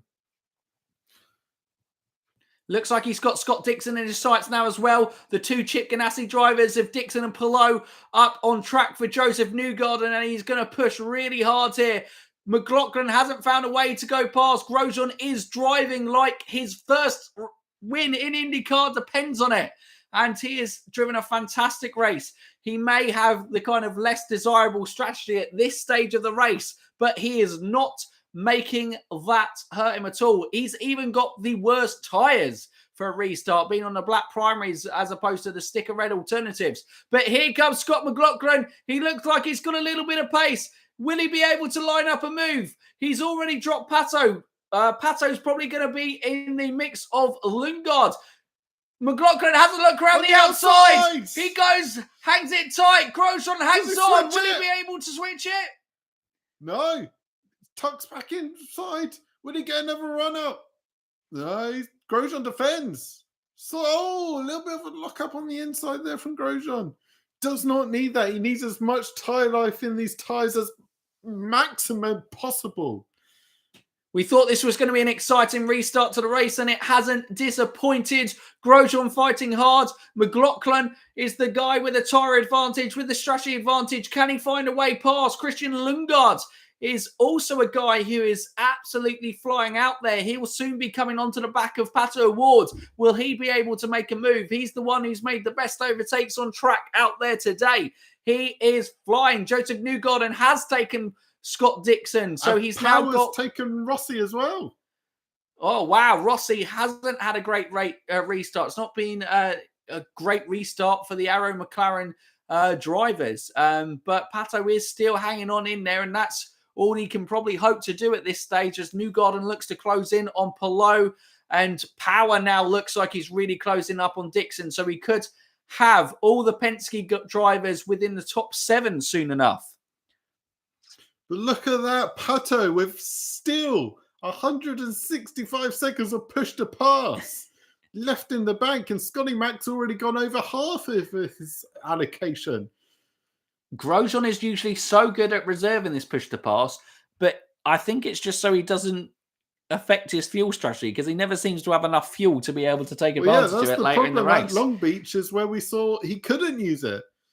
And is Pato going to fall into the same trap? It's all good and well having 165 seconds, but if you can't use them because of fuel, they're useless. It is a great mix of teams at the front, and Boxes having a heart attack going, oh no, Grosjean and McLaughlin again at the front. But they've managed to avoid going into each other's gearboxes at the moment, so that's always good sight to see.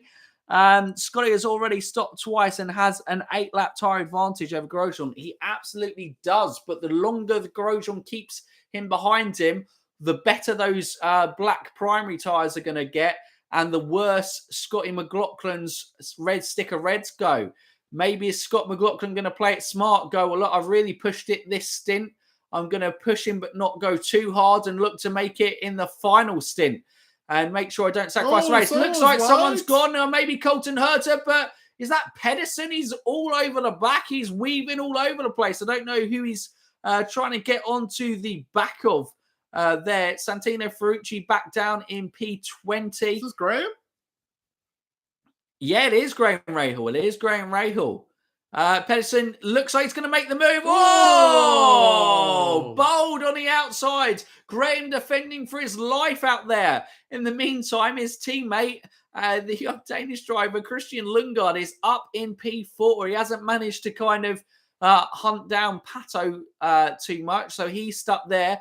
And Joseph Newgarden hasn't necessarily made his advantage to theirs. So it looks like on strategy resets, maybe the two stoppers have managed to negate that by the fact that they've gone a little bit longer, got a little bit more kind of temperature into those black primary tyres, and they aren't seeing quite as kind of serious as drop off in performance as they would have done to the red stickers if this had just kind of stayed green. No, they're surviving out there.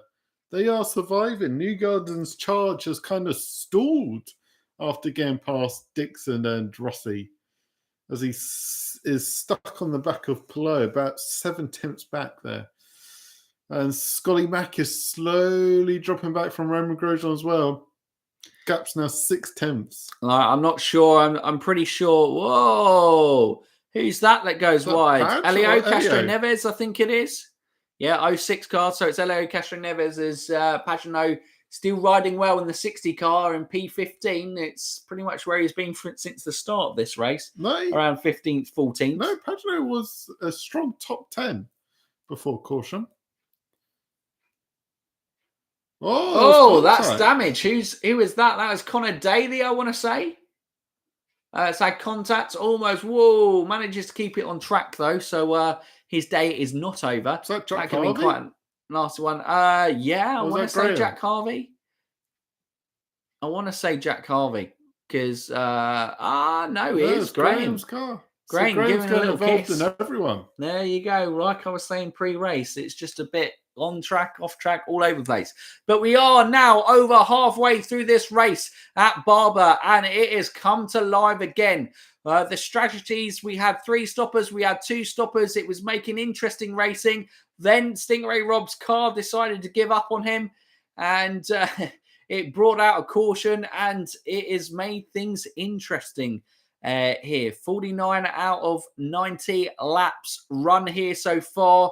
The race lead, it was early doors, Grosjean versus Palou. Now it is Grosjean versus Scotty Mack. Will it be Grosjean fighting at the front all the way through the race? We'll have to find out, but we'll give a quick rundown of the top 15. So Grosjean leads to Scotty McLaughlin, Pato P3, which seems where he's been pretty much all race. Lundgaard P4, Alex Palou P5, Newgarden P6, Dixon P7, and Power P8, Rossi P9, and Rosenqvist rounding up the top 10. So all Aaron McLaren drivers running in the top 10 currently, which is would be the best return for the team since they've moved to 3 full-time cars. Looks like that's Elio, I think, having trouble still on track again, falling behind both or at least one of the Hunko's Hollinger racing cars. I think that's Callum Ilott who's got past. Outside of the top 10, you've got Carl Kirkwood in P11, which is pretty much where he's been most of this race. Christian Eriksen P12. Marcus Armstrong, if that is full position, legitimate. Pedersen gave Eddie a little nudge there on the inside. He's gone for an ambitious move, and he's just tapped him on there, and it's cost there. I'd be interesting. I'm not sure how many penalties are given out at this track, but if there was going to be a chance, that probably is a penalty for Pedersen because the move probably wasn't ever there. But yeah, if Armstrong is there, it's a fantastic progression through the field for Marcus Armstrong being in P11 in the other Chip Ganassi car. Colton Herter P14. It's ever since he dropped off on those tyres in the first stint, it hasn't really been his day. And then Simon Pagenaud in P15, like I said before, caution probably was looking on for a top 10. May still be the case, but sitting back down in 15th for the time being. 50 laps gone. What you thought of the race so far, Stephen? It's been crazy. It's been absolutely nuts. The scary alternative strategy backing from Penske has proven to be rather terrifying. But has that caution taken the wind out of their sails a little bit? Has it handed advantage back to Romain Grosjean, who's driving beautifully at the moment and looks untouchable as the top two have completely dropped the rest of the field? And it doesn't look like anyone's really close in the window in terms of at least top 10 positions to looking threatening on track. Scotty McLaughlin is holding on to Grosjean, and so he should with that kind of tyre advantage. But he's got to be careful being on the sticker reds opposed to Grosjean's kind of black primaries, that he doesn't absolutely burn up those kind of tyres following Grosjean. We're getting some more slow-mo shots. They're absolutely loving him at the moment. And yeah, just showing what kind of a tough battle it is on track, this technical circuit here at Barber. And it is, yeah, it's been a brilliant race so far. For sure. 51 laps, 39 to go. So I think, are we going that the two stoppers pit window is going to be around about lap 60, lap 65? Well, I'd say it's more lap 65 now. That caution would have extended the stint a little bit. Yeah, certainly it looks like through there. And then obviously the 3 stoppers, I think, is going to be around about lap 70, 75. If it's, yeah, I think it's probably going to be around about there. It should leave us with a cracking last stint, actually, with just full attack mode. If the 2 stoppers can extend closer to that lap 70 mark, it's going to be full attack for that last stint.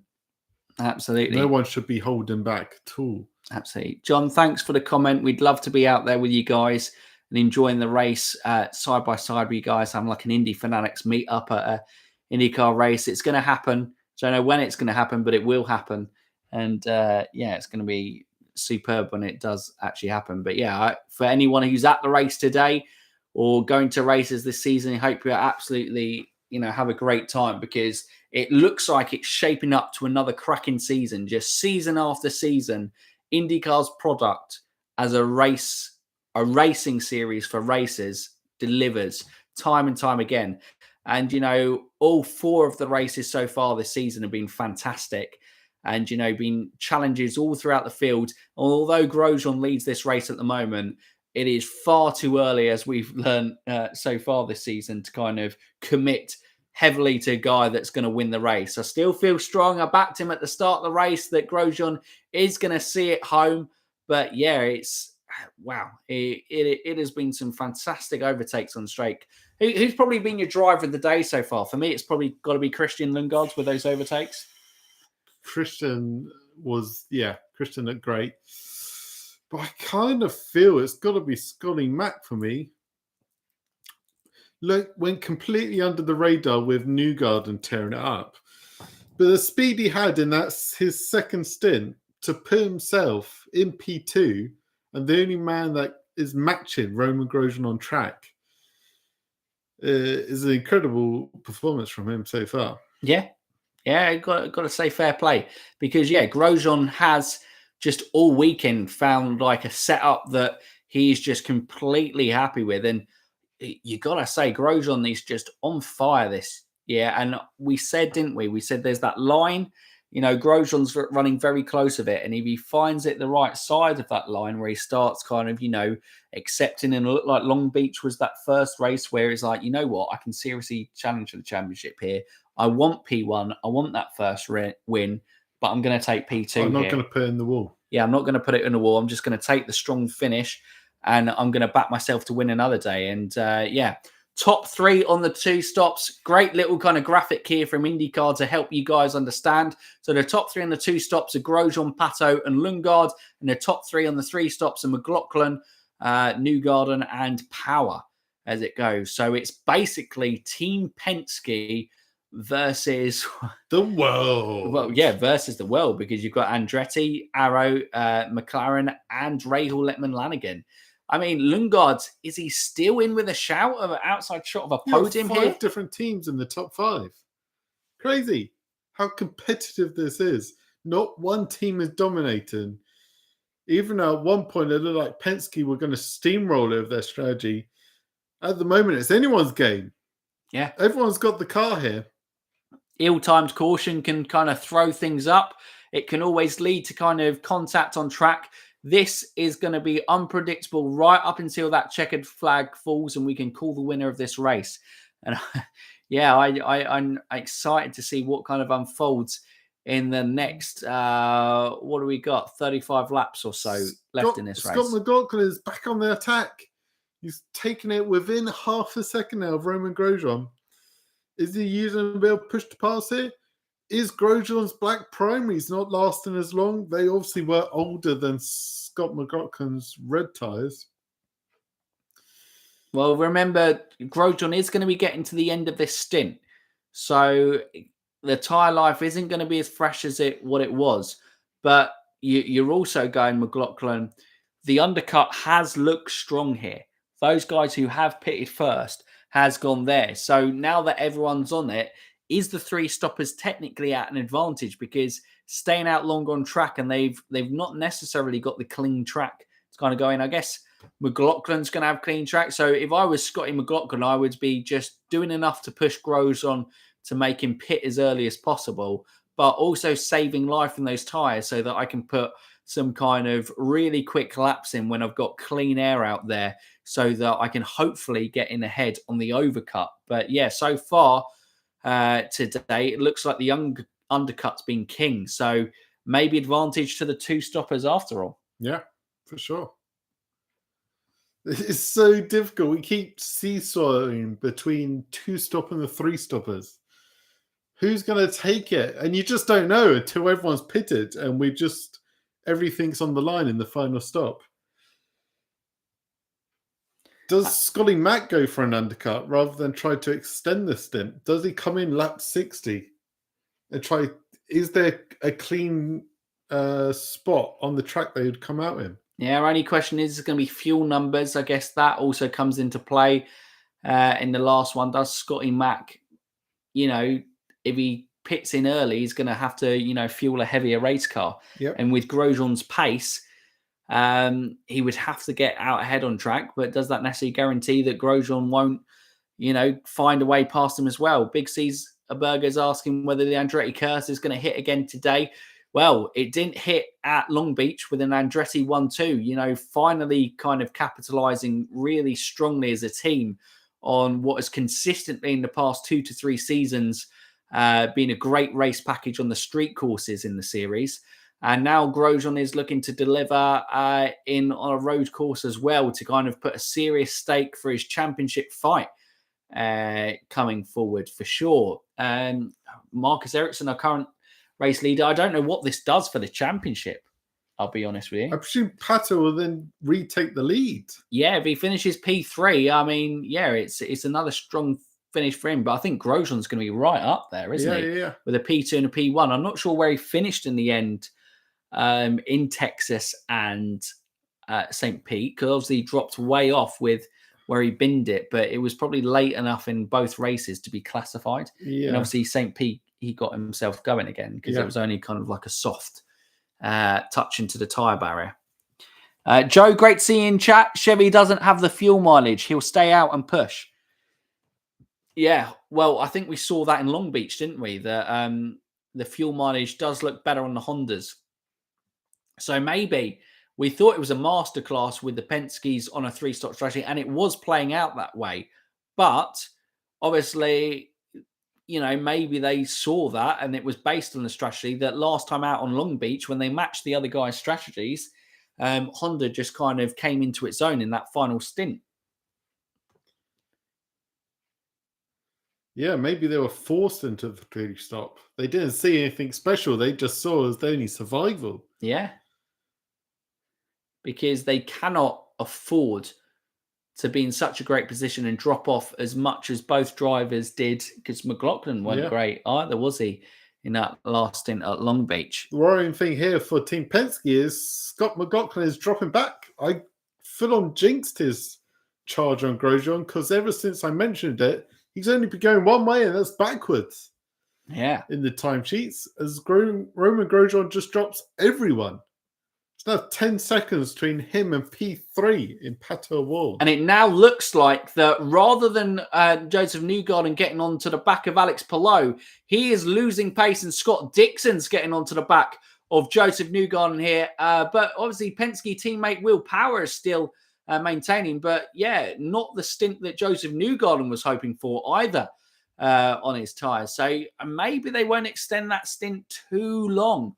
They'll try to push as hard as long as possible, but it's starting to look like, just like in Long Beach, that Newgarden in the, you know, well, you got to say where you make your money part of the race. He's looked good. He's looked fast in the last 2 races in the early stages, but in that second half of the race, where you kind of put your money where your mouth is, the car isn't delivering. And, you know, we've got 30 laps to go here in Barber, and it's looking like the Honda engines are going to power through, and those guys on the 2 stops on there, as Pato Ward probably is going to look the strongest of the Chevy engines going into the latter part of this race. Oh, looks like we got first of the pit stoppers. Colton Hurt is in, and he was obviously part of the 2-stop crew. Interesting to see how that develops. So I think we've got also some excitement building up to the 500s coming there. Scott saying it's going to be his 39th 500 points as they run from Don. The Pato leads with 130, Marcus on 128. Newgarden is having suspension issues and says he's really fighting it. So obviously, he had some. I wonder if that's linked to his issue with his crossway earlier. Is that Romain Grosjean? That looks like Romain Grosjean's crew. Romain Grosjean is in. He is pitted. So Andretti blink first. This is the last time we will see Romain Grosjean in pit road today. It's got to be a clean stop. We're now looking at the camera. Is it a clean stop? It looks like they got the tyres off that front. Right was a little bit sticky. Very slow on very the front sticky. right. No, they've made it go, and they didn't. It was all right. It lasted. He managed to get it on in time, so they didn't lose any time. Is that Pato? Yeah, Pato. that is Pato Wards. He looks like he had a good stop as well. A little bit slow out on it there. Manages to stay ahead of Christian Lundgaard during the pit sequence, though. So the 2-stoppers didn't really extend at all under caution. They're really right on lap 60. I thought maybe some of them would have been able to push. Close still out there, of course, and Dixon as well. I don't know. I've been honest with you. I don't know if it's just maybe fear of the caution, but also fear of the undercut. Because, like I said, the undercut has been king. And Joseph Newgarden is really struggling out there. Here goes Scott Dixon. Scott Dixon is going to make that move. Newgarden tight, but makes it. And he's overcommitted. And everyone. Here goes everyone. That has gone so bad for Joseph Newgarden there. Oh, so he's defended hard against Scott there, and he has lost 3 further positions. Big loser there, Joseph Newgarden. Needs to get in the pits and sort whatever issue he has. It always seems to be the case with Newgarden. A race that he runs strong, mechanical issues have plagued his seasons in recent times. More is Dixon came in that lap. Dixon, the man that sabotaged him. I'm using that. Obviously, Dixon made a great move. Just Newgarden defended hard and it didn't work. Pitted that lap.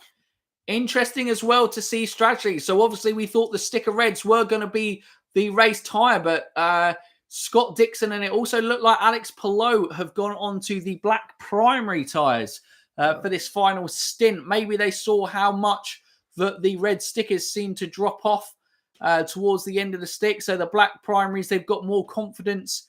I can tell you everyone is going on to the black primaries. So, yeah, looks like it's going to be the black primary tyre that's going to hold until the end. Scott McLaughlin still on this sticker red stint. He's got a bit of clean air. He's got a little bit of traffic coming up in front of him. He's going to hope not, obviously, to go in that too quickly, but it's going to be interesting. When are the 3 stoppers going to pit? When are they going to pit? Newgarden drops even further because he's in the pit. That is why he's dropping there. So all but 1.5 as they happen since then. Wow. Crazy. Look at this advantage. Scott McLaughlin's got 17 seconds on Will Power on P2. They were together. Everyone was together at the caution. And it just shows the pace that Scott McLaughlin and Romain Grosjean had at the front. Oh, Ericsson pushed it hard there to see if he could get in front. So, yeah, confirmed Newgarden stays behind Dixon on track. McLaughlin is in. McLaughlin goes in. McLaughlin.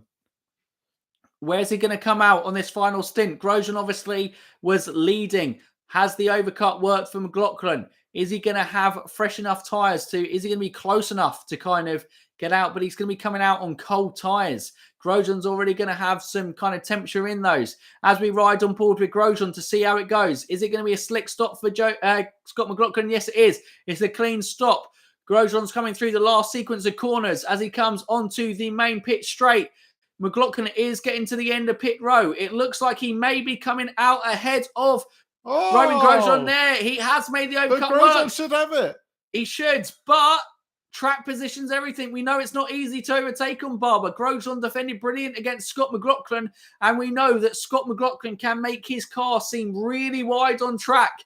It's a repeat of where we were at St. Petersburg. Grosjean behind Scott McLaughlin. They both ended up in the wall last time this was the race, fighting out the front. Can Romain Grosjean and Scott McLaughlin keep it out the wall? And who will come out on top in this battle? This is unbelievable racing. Cold tyres. Grosjean has the advantage. Scotty's struggling on those cold tyres. Grosjean's going to have a look somewhere. Where's he going to make this move? Push the pass. He hasn't quite got it there. He hasn't quite got it set. He's got to time this absolutely perfect. This may be the last chance. He's getting close on the gearbox. A little bit loose on Scott McLaughlin there. Can he make a move? He's gone early. Will he hit the apex? He's gone round the outside. Here goes the move. Wheel to wheel, they touch. Grosjean on the inside. Contact, but Grosjean makes the move onto the straight. What a move, Romain Grosjean. Unbelievable there. And who we got on the back there is that Malukas on Scott McLaughlin. I don't know where Malukas is on his kind of tyre strategy. Malukas and Frucci seem to be confusing things up there.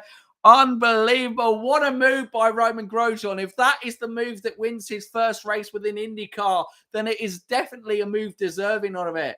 Obviously, he knew being on the tyres already up to temperature. Scott McLaughlin coming out the pits cold. He had to make the move on that first lap and he timed it to absolute perfection. Scott McLaughlin will still have a tyre advantage later on in the race. Here we got a replay with it. Slight touch, touch on the back, touch on the front, and Grosjean makes it. That's good, hard, elbows out racing, and it was unbelievable. This race has really thrown up some great wheel-to-wheel racing today.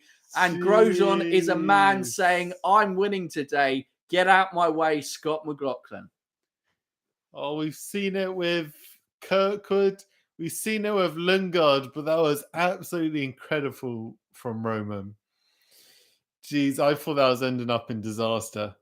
As soon as it went here, I was like, oh my God, this move. Oh, it could have gone so wrong. But for Romain Grosjean, it went so right. When you're in racing, you've got to go for the moves. There we go. I thought they'd bring up the flashback. The last time that they were at this in St. Petersburg, after the lap, Scott McLaughlin had pitted second, Romain Grosjean first, and they both ended up in the wall together. Oof. Scotty McLaughlin admitted fault in that one by locking up and sending it straight on. But today, they look like they're both going to have a great opportunity for the win. There might be some fist pumps from Romain Grosjean today, but they might be a lot happier than the fist pumps that we just saw on the replays there in St. Petersburg. Will Power now comes into the pits. So he's the last to pit of the three stoppers who were in the ones. Still got Felix well, in there. Yeah, I suppose so. I suppose we've got the last of the three stoppers who were in a really competitive position. That's not being harsh on Rosenqvist, but I don't think he wasn't in that top three of the graphic of the three stoppers. Power was 17 seconds behind McLaughlin before the pit stops. Wow. So it was literally the front two, and that was it. Jeez, they had flown. So as things stand, but Power comes out ahead of Pato. That's a position. That's a great position for Power. So Power has worked his way into the podium positions here. Last year's race winner in P4 and the 2021 race winner in P5. It is a strong top five there. You've got One Andretti Autosport, the Team Penske three stoppers. It looks like it is going to pay off some dividends. They're running 2 and 3 with McLaughlin and Power. Although everyone who thought it may be Newgarden leading that pack, he has suffered with mechanical issues in this race, and it looks like his race is done. So it's going to be damage limitation for Newgarden for getting as many points as he can in the championship. Colton Herter is looking... They have to retire that car. There's no pace there. He is just dropping positions, but he's just got to go as deep into this race as possible, because remember, in IndyCar, every position scores points. So as high as he can finish, you know, we've seen in previous seasons, every point matters in this championship fight. So although Newgarden isn't competing at the kind of top end of the grid today, he is going to have to fight hard to get as many points as possible, especially after losing out from another strong position in Long Beach. Points as they rung. Marcus 130, Pato 127, Grosjean 125. So he really does come into that championship fight if he is able to hold on to the victory here today. Lap 68 of 90 laps here at the Grand Prix of Alabama at the Barber Motorsports Park. It has been a superb race so far. Is there more drama to come, Stephen? It's tough. It's tough. It's just going to be the fight for the lead is purely between the front two, just because of that incredible second stint from both of them. They dropped absolutely everyone. And it's going to be, can Scott McLaughlin find something? It's going to rely on a mistake from Romain, because the pace, they're on the same tyres, roughly the same fuel. Is going to be, is there going to be a mistake from Romain, or can he see this one out? Gap's only 3 tenths. So it's literally one small mistake could cost it. But you got to think Romain's got it. Or has he? Scott McLaughlin. Yeah, as Stephen was going on that, it looks like Scott McLaughlin has found a little bit of pace. I don't know if he's gone on push to pass, but he's certainly lining up a move here on Romain Grosjean. Romain Grosjean's going to have to make that Andretti Autosport car feel as wide as possible for Scott McLaughlin to get past. But Scott McLaughlin probably knows he'll have a couple of chances, but realistically, he's probably only going to have to line up over these last kind of 20 laps. One really great shot of the move here of Romain Grosjean, and once he gets past, he should be able to make it stick. If he gets past, he should have the tyre advantage to kind of make it stick. But he's all over the back of Romain Grosjean here. Will Scott McLaughlin be there? It's still going to be a different kind of first time. Well, we're still going to have 4 races and 4 different race winners as this stage goes. at the moment.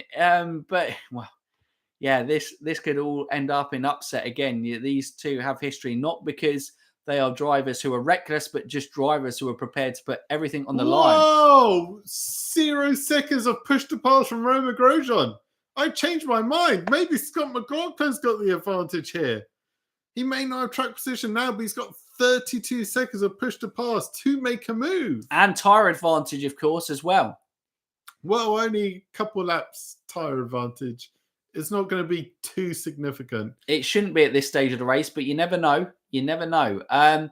But we'll give a quick rundown as we've got highlights on screen as the live action goes through there. And I think it looks like maybe Romain Grosjean went a little bit wide somewhere that just kind of allowed a window for Scott McLaughlin to go there, or maybe just Scott's decided to push and go a little bit harder on here. But the top 15 as it stands, Romain Grosjean leads, Scott McLaughlin P2, P3 Will Power, Pato Wall P4, Alex Palou P5, Lundgaard's P6, Dixon 7, Rossi 8, Rosenqvist 9, and rounding off your top 10 is Christian Eriksen, who will just about narrowly hang on to the championship lead if he stays in that position. Hold up.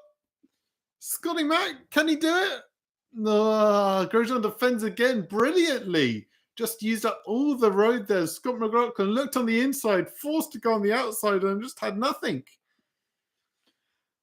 To Scott McLaughlin, that Andretti Auto Sport car must feel the widest car in the world right now, not a kind of narrow IndyCar that he has in front of him. I think a special shout out has to go because it generally looks like position now. Marcus Armstrong started P26 this race. He's currently running P11. He's having a fantastic race out there. Colton Herta's P12 ahead of teammate Cole Kirkwood. They just haven't had the same pace as their teammate Romain Grosjean, who is absolutely flying out there. Newgarden, with his mechanical issues, has settled on P14. Pagenaud may yet still get past him after, a positive early stages of the race for Rinus VeeKay. It looks like he's lost out. He was maybe one of the three stoppers who kind of lost out on strategy through there. He is just kind of outside of it. Grosjean goes deep. He goes wide. The door's open. They're going to make contact. McLaughlin's on the inside. Is that the mistake that loses Grosjean the race? What an error. We did say that it was going to be McLaughlin who was going to have to push Grosjean and hope for a mistake. The mistake has come. I can't believe it. I'm shocked. Grosjean may have to wait a little longer for a race-winning IndyCar because Team Penske, Scott McLaughlin, the man from New Zealand, is flying out there. He is now looking like he's going to drop Romain Grosjean. There is 18 laps to go here at Barber, and that could have been it. That could be the race. I am shocked. How has Grosjean made an error here? He just kept going. He kept going. And he kept going. So it looked like Grosjean carried too much pace into the corner, drove him deep into that corner. That opened the door on the inside for Scotty McLaughlin, who stayed nice and tight to the apex, got a great exit, got on the accelerator early, had that kind of slight push-to-pass advantage. He saw his window, he took it, and it now looks like he's going to make it stick. Grosjean has got nothing to fight back with in terms of push-to-pass. He's now got to hope in return that maybe McLaughlin opens the door and makes another mistake for him. But wow, big mistake from the Frenchman who's looked so good all weekend. Had such a great overtake on Scott McLaughlin to take the lead of this race. But the only error that he's probably made all weekend when it mattered has opened the door to competitor Scott McLaughlin. And these two have had a fantastic little battle between themselves all season. But yeah, wow. Great stuff from Scott McLaughlin to take advantage. McLaughlin's still got 13 seconds of push pass. So he did use 20 seconds between us seeing that Grosjean had 0 to that overtake. Well, he's got 13 seconds, but he's also got a 1.5 second gap between himself and Grosjean now. Grosjean's got no answer to the pace of Scott McLaughlin in the latter part of this race. Obviously, Penske's with the 3 stoppers, they knew they were going to push harder. Grosjean needed to rely on track position, and he hasn't been able to keep it with that one mistake. And again, it looks like he's going to have to be patient within the series. He's so strong at Indy GP. Maybe it comes in 2 weeks' time there. But it looks like here we're going to lose out on Romain Grosjean winning the race. Though there is still 15 laps to go, I hesitate to say that that is the race done because this season still pulls up surprises. What a drive from this man. Will Power, P3. He's comfortably P3. He's put 5 seconds on Pato, and he has closed up on these top two as they battled. Obviously, he's probably too far away. He's got 15 laps to close on the Grosjean and 6.5 seconds. But what a drive Will Power's actually had. We know it's a track that Power and Penske are strong at anyway. But you were talking pre-race. You were talking about, whether this was a statement from Kirkwood in his sophomore year. Maybe this was a statement from Grosjean to kind of ignite his title challenge. Well, defending IndyCar champion Will Power, we've said he's been a little bit disappointed in the early stages of 3, but this is the driver that we saw last season from Will Power. This was the guy who really stepped up and showed what he was made of last season and was able to win his second IndyCar championship. P3 would be a fantastic result for him today. If he managed to see that home, in 15 laps, I don't think he can take that 8-second gap to Romain Grosjean, but you never know. He is flying out there, and the Penskes are looking really strong in this last stint here. Could it be an even better day for the kind of reigning champion? Look at biggest movers. Armstrong and P 15 plus, and Power's second with 8 moves. 8 positions gained from his qualifying performance. And that guy in third, did you see him? Il Santucci, +7. Woo! Does put him in P20, so slightly less impressive. Small games, AJ Foyt Racing. That's all you can do. Power has time to get second. He does have time to get second. Already 1.5 seconds gone. Everyone's kind of watching, go from there. McLaughlin for the title. Newgarden for the 500. Here's hoping. It could be Penske's year. Penske haven't, seen it home from there. But Scott McLaughlin is a guy who is comfortable leading races.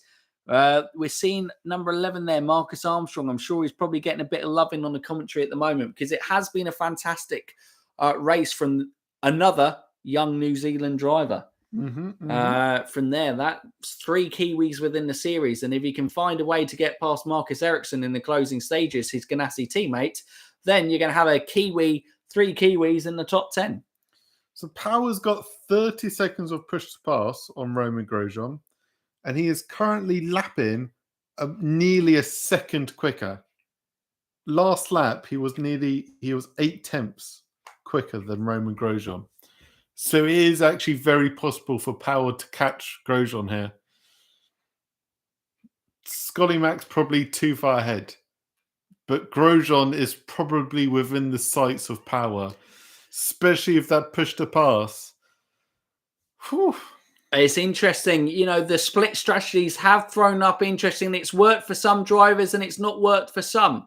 Obviously, you've got the likes of Rossi and Rosenqvist who went on to the split strategy, but then you got to look, the majority of the 2 stoppers have actually hung around in that kind of top mark. They've stayed with their positions. They haven't lost out too badly, but it's just Power and McLaughlin have driven fantastic races. I think that's Cole Kirkwood. Got a little bit loose there, lost a few positions, or is that Simon Pagenaud? Oh, it's Pagenaud. It's Pagenaud, but is that Ilott who's made the move? Great move from Ilott there to kind of keep his composure and not get contact. It's Alexander Rossi. He's on the back of Scott Dixon. Is he going to make the move? Looks like he is going to make the move. He's wheel to wheel, side by side there. This is a replay. Does he make it? No. Great late braking from Scott Dixon. Holds on to the move. But that's going to be an interesting fight developing in the latter parts of this race. Remember, this championship race, I feel, is going to be a really tight one. And I think every point is going to matter. We're just going to show off Pato and Palou here. My 2 early race favourites.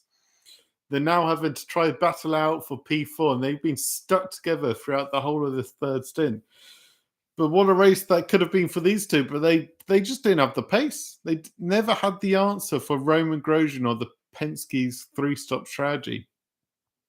They're just having to settle for kind of the best of the rest position, really, from those front three. As the gap now between Grosjean and Power is like 4 seconds. It's closing rapidly. 13 laps to go. Power is nailing every single lap. Will it be a Penske 1-2 here in the Grand Prix of Alabama at the Barber Motorsports Park?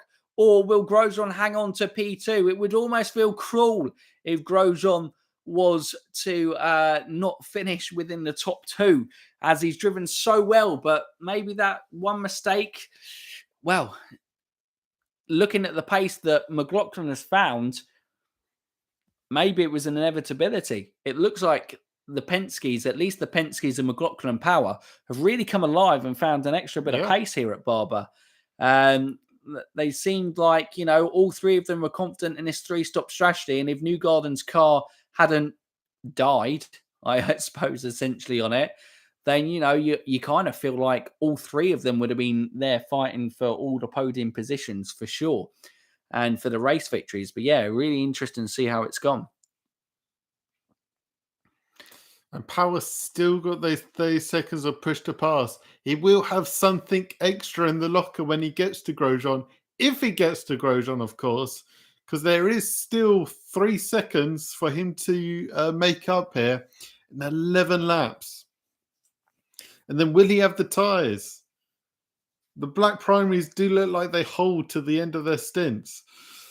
But he's going to be pushing. He's going to be making them work. Will they still have life when it matters? It is interesting to see a little bit of Callum Ilott on track. Obviously, P14, another kind of strong performance for the Juncos Hollinger Racing driver from there. Still, managing to stay competitive, still keeping his kind of name in the hat that if any kind of seats become available further up the grids, Callum Ilott is definitely going to be, a name that is definitely up there. But seeing another guy who was in F2, Marcus Armstrong, splitting that ride with kind of Takuma Sato in the Chip Ganassi seat, and you kind of feel, after Takuma gets a shot for his 3rd Indy 500 this year, then, it's only an inevitable amount of time that maybe in his sophomore season, Armstrong goes into riding a full season. And that could be, fascinating to see how his IndyCar career develops, because he's certainly been impressive, I would say, coming into IndyCar so far. Under the radar. 2 seconds! It's your time update between Grosjean and Power. I'm sorry to interrupt the Marcus Armstrong loving, but it is 2 seconds now. And Grosjean has still got those 30 seconds of push to pass in the locker. He sees Grosjean. He sees him right there. It must be the best feeling in the world as a racing driver when you're racing down empty track and then you suddenly start to see that car in front of you go. You must smell blood and just go for the kill at this stage. 10 laps to go. Power is closing down this gap. Like we said, is this, the reigning champions race where he starts igniting his season? Is this where Will Power kicks on and the 2023 season starts for him?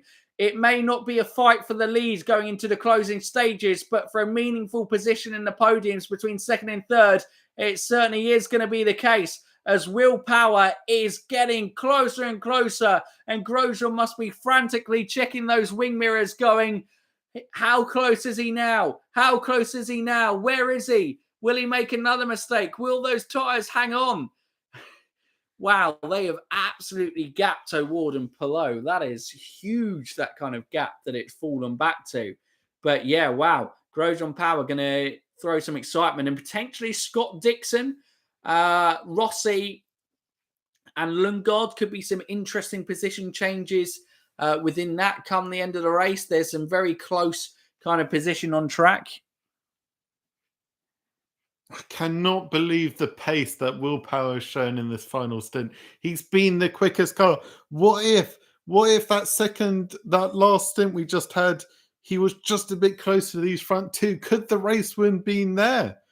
He'd lost 17 seconds on these guys. And now he's only 4 seconds off. It's mad.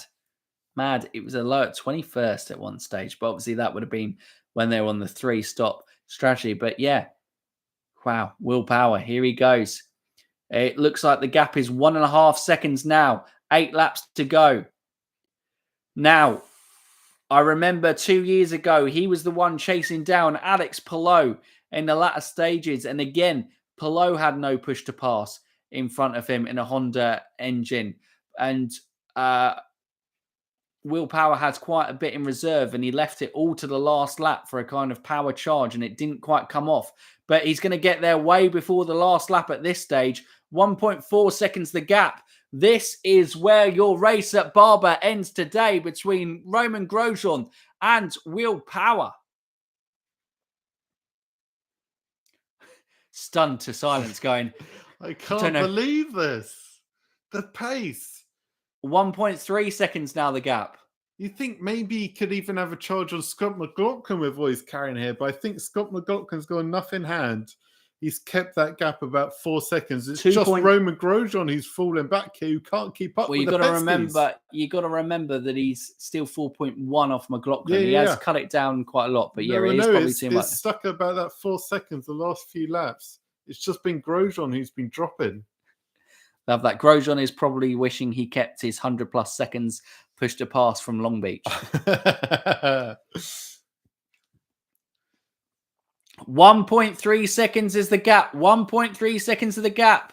It's getting close. Grosjean is just putting lap into lap. At the moment, he is a sitting duck. He's just like every lap that he can take down and draw out of Will Power is an advantage here. He's just, he's got to drive 7 of the best laps of his IndyCar career so far to keep Will Power behind at this stage.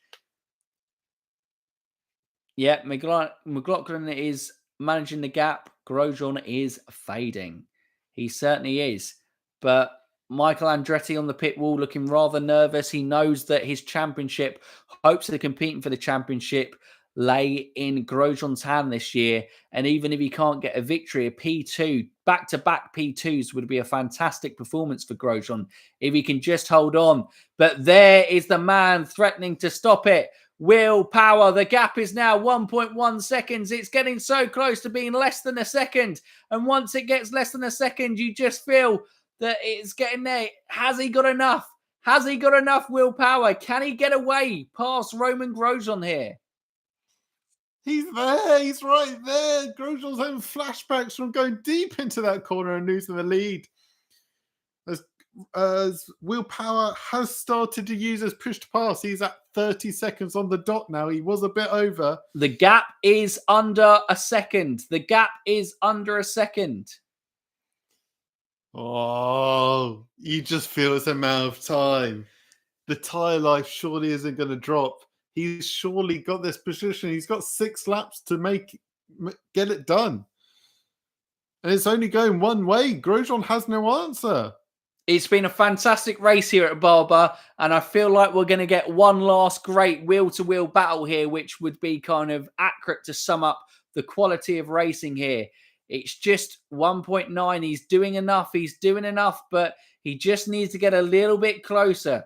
He needs to get in that slipstream. He knows he's going to have one shot at this Will Power, and he's got to make it count. When he makes that move, it's anyone's game. DRS range. Oh, wait. Oh, wait. Power hasn't gained anything on Scotty whatsoever. It's Grosjean who's losing time. Absolutely, yeah. He's gained little bits on Scott McLaughlin, but not enough to take it to the end. 0.8 of a second is now the gap. 0.8 of the second. Whew. Here he goes. Here he goes, Will Power. We're going to be riding along. Is there anything from there? No, Lundgaard looks like he's kind of maintained a second between him and Dixon. Maybe Rossi could take Dixon late on into the race. And if it really fades, then potentially Rosenqvist there. Ericsson's kind of gone strong there. Marcus Armstrong's just comfortably going to finish outside there. Herter's dropped back a bit. Newgarden's dropped back. So Eilert is up to P13. So another fantastic performance from him. Whew. And after that, who really cares? Because Power is there.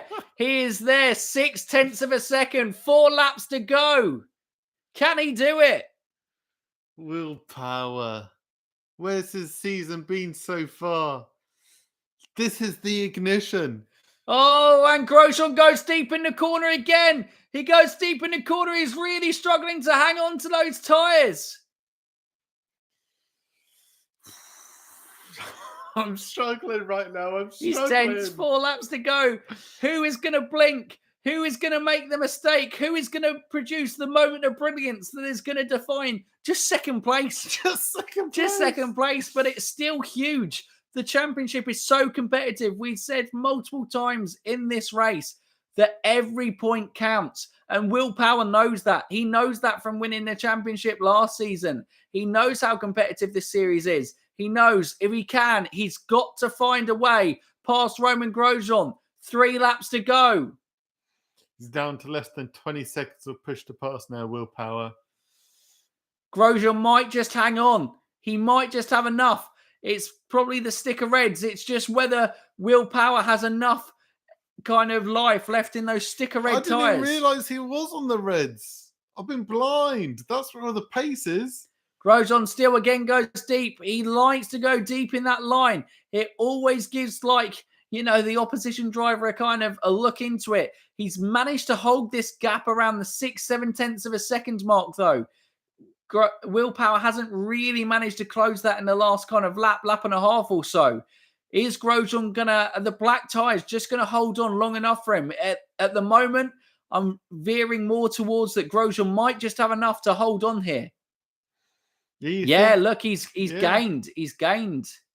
It doesn't look it on the camera shots, but the timing sheets are telling us he's gaining that gap back. Maybe he has survived. Oh, he has. When it flashed to Scott McLaughlin there, I just had a fear that his car was slowing up and his car was giving way. That Spider has more legs than Grosjean. Oh, wow. 2 laps to go. I think Grosjean's done this. I think he's held on. The charge from Power. He just didn't quite have enough life when he got onto the back of him. Or is he going to save it for one last charge on the last lap? But I think this is how it ends. McLaughlin to win. Grosjean P2. Power P3. Palou is he less than a second there? I don't think there's any kind of potential on there. Rossi is really close to Scott Dixon on track. He has been for the last few laps. He's been about as this close as Power to Grosjean has been for the majority of this stint pretty much, but he hasn't found a way. The Iceman has kept his cool and managed to capitalise on as many points as he can in today's race. A P7 is still probably quite a strong return from him there. Going back from that, everything else is pretty thin. So the white flag is waved. Final lap to go. All or nothing for Will Power. The gap has almost gone up to a second again, though, for Romain Grosjean. Although 6 tenths at that point. Maybe it was just a glitch in the timing screens. It's going to be close, but I think Grosjean's hold on. Grosjean's got it. This will be his last chance for Will Power, and he's just too far back.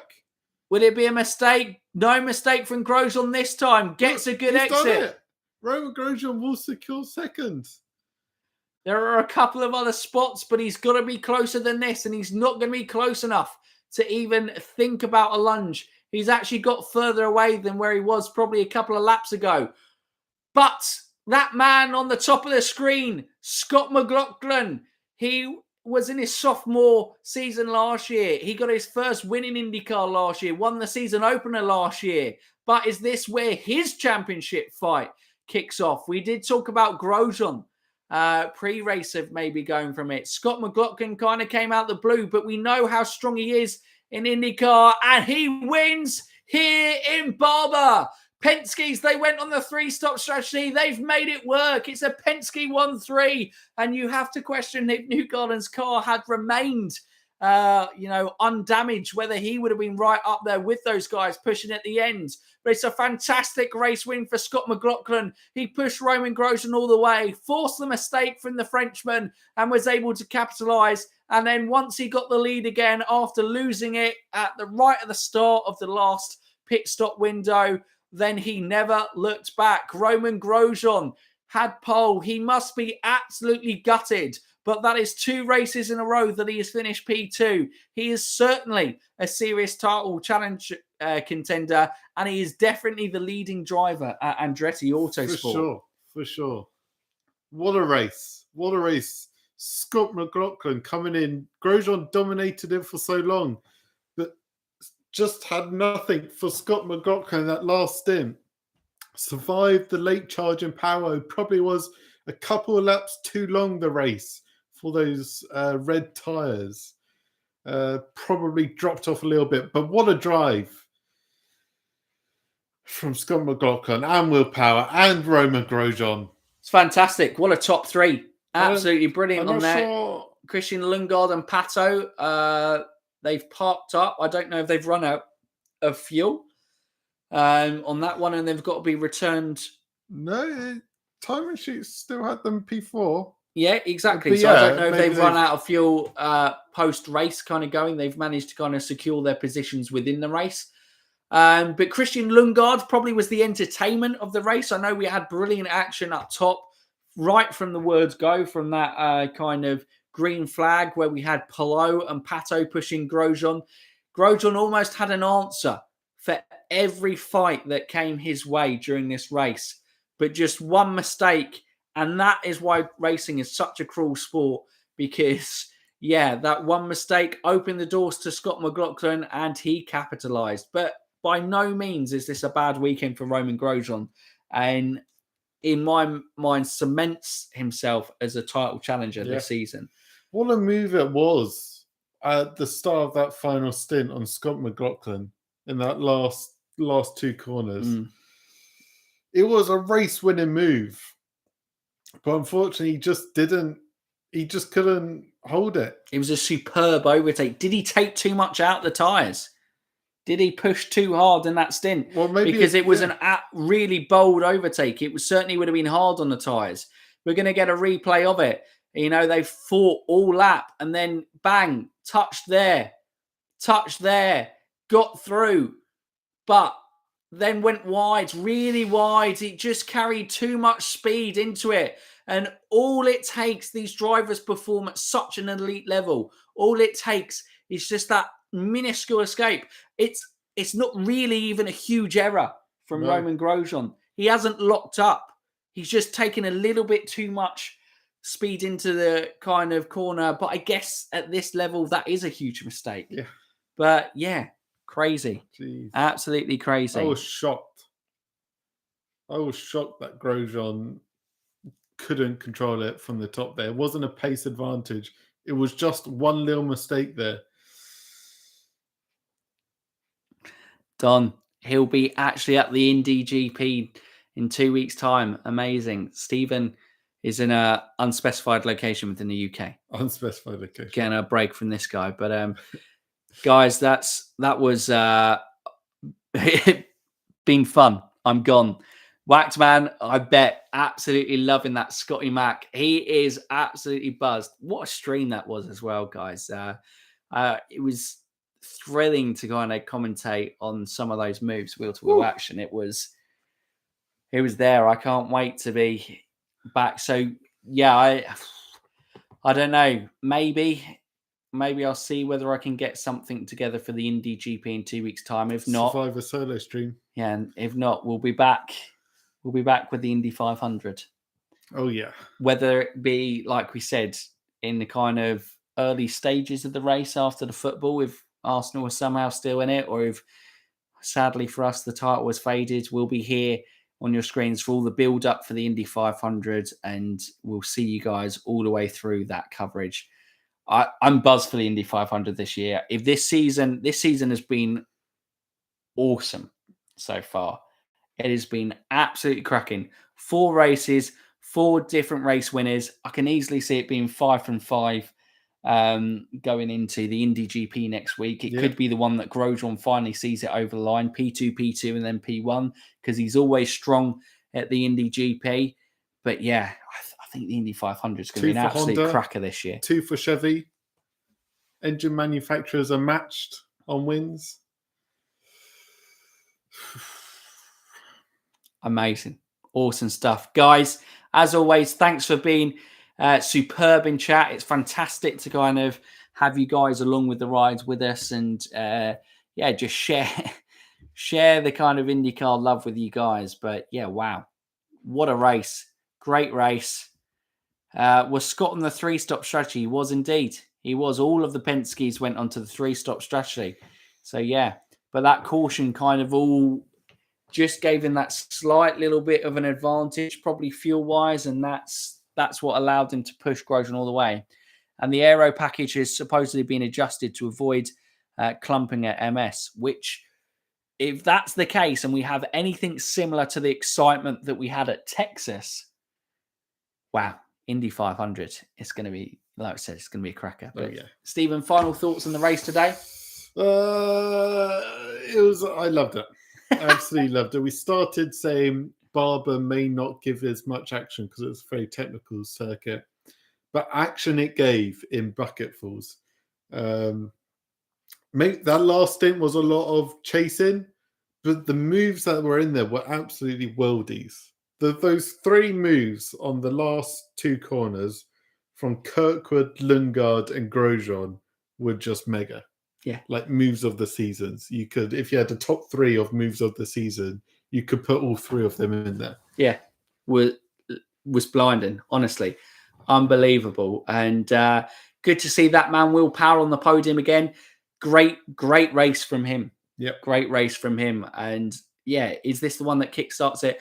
I honestly, hand on heart, cannot call where this championship's going to go. Yeah.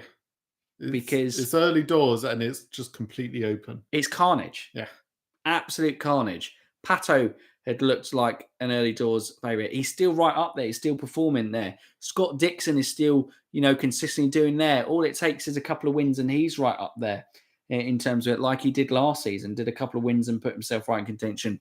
Power won the race last year, won the championship last season. P3, fantastic result from him today. You've got Romain Grosjean. There, I like I said, the list is too long. It's so exciting. But yeah, great stuff, guys. Have a great evening. Lovely chatting to you guys as always. But if they're new around here or haven't done so already, Stephen, what can they do? They can like, subscribe, and ding that bell. Ding it. But for now, you Indy fans, keep racing.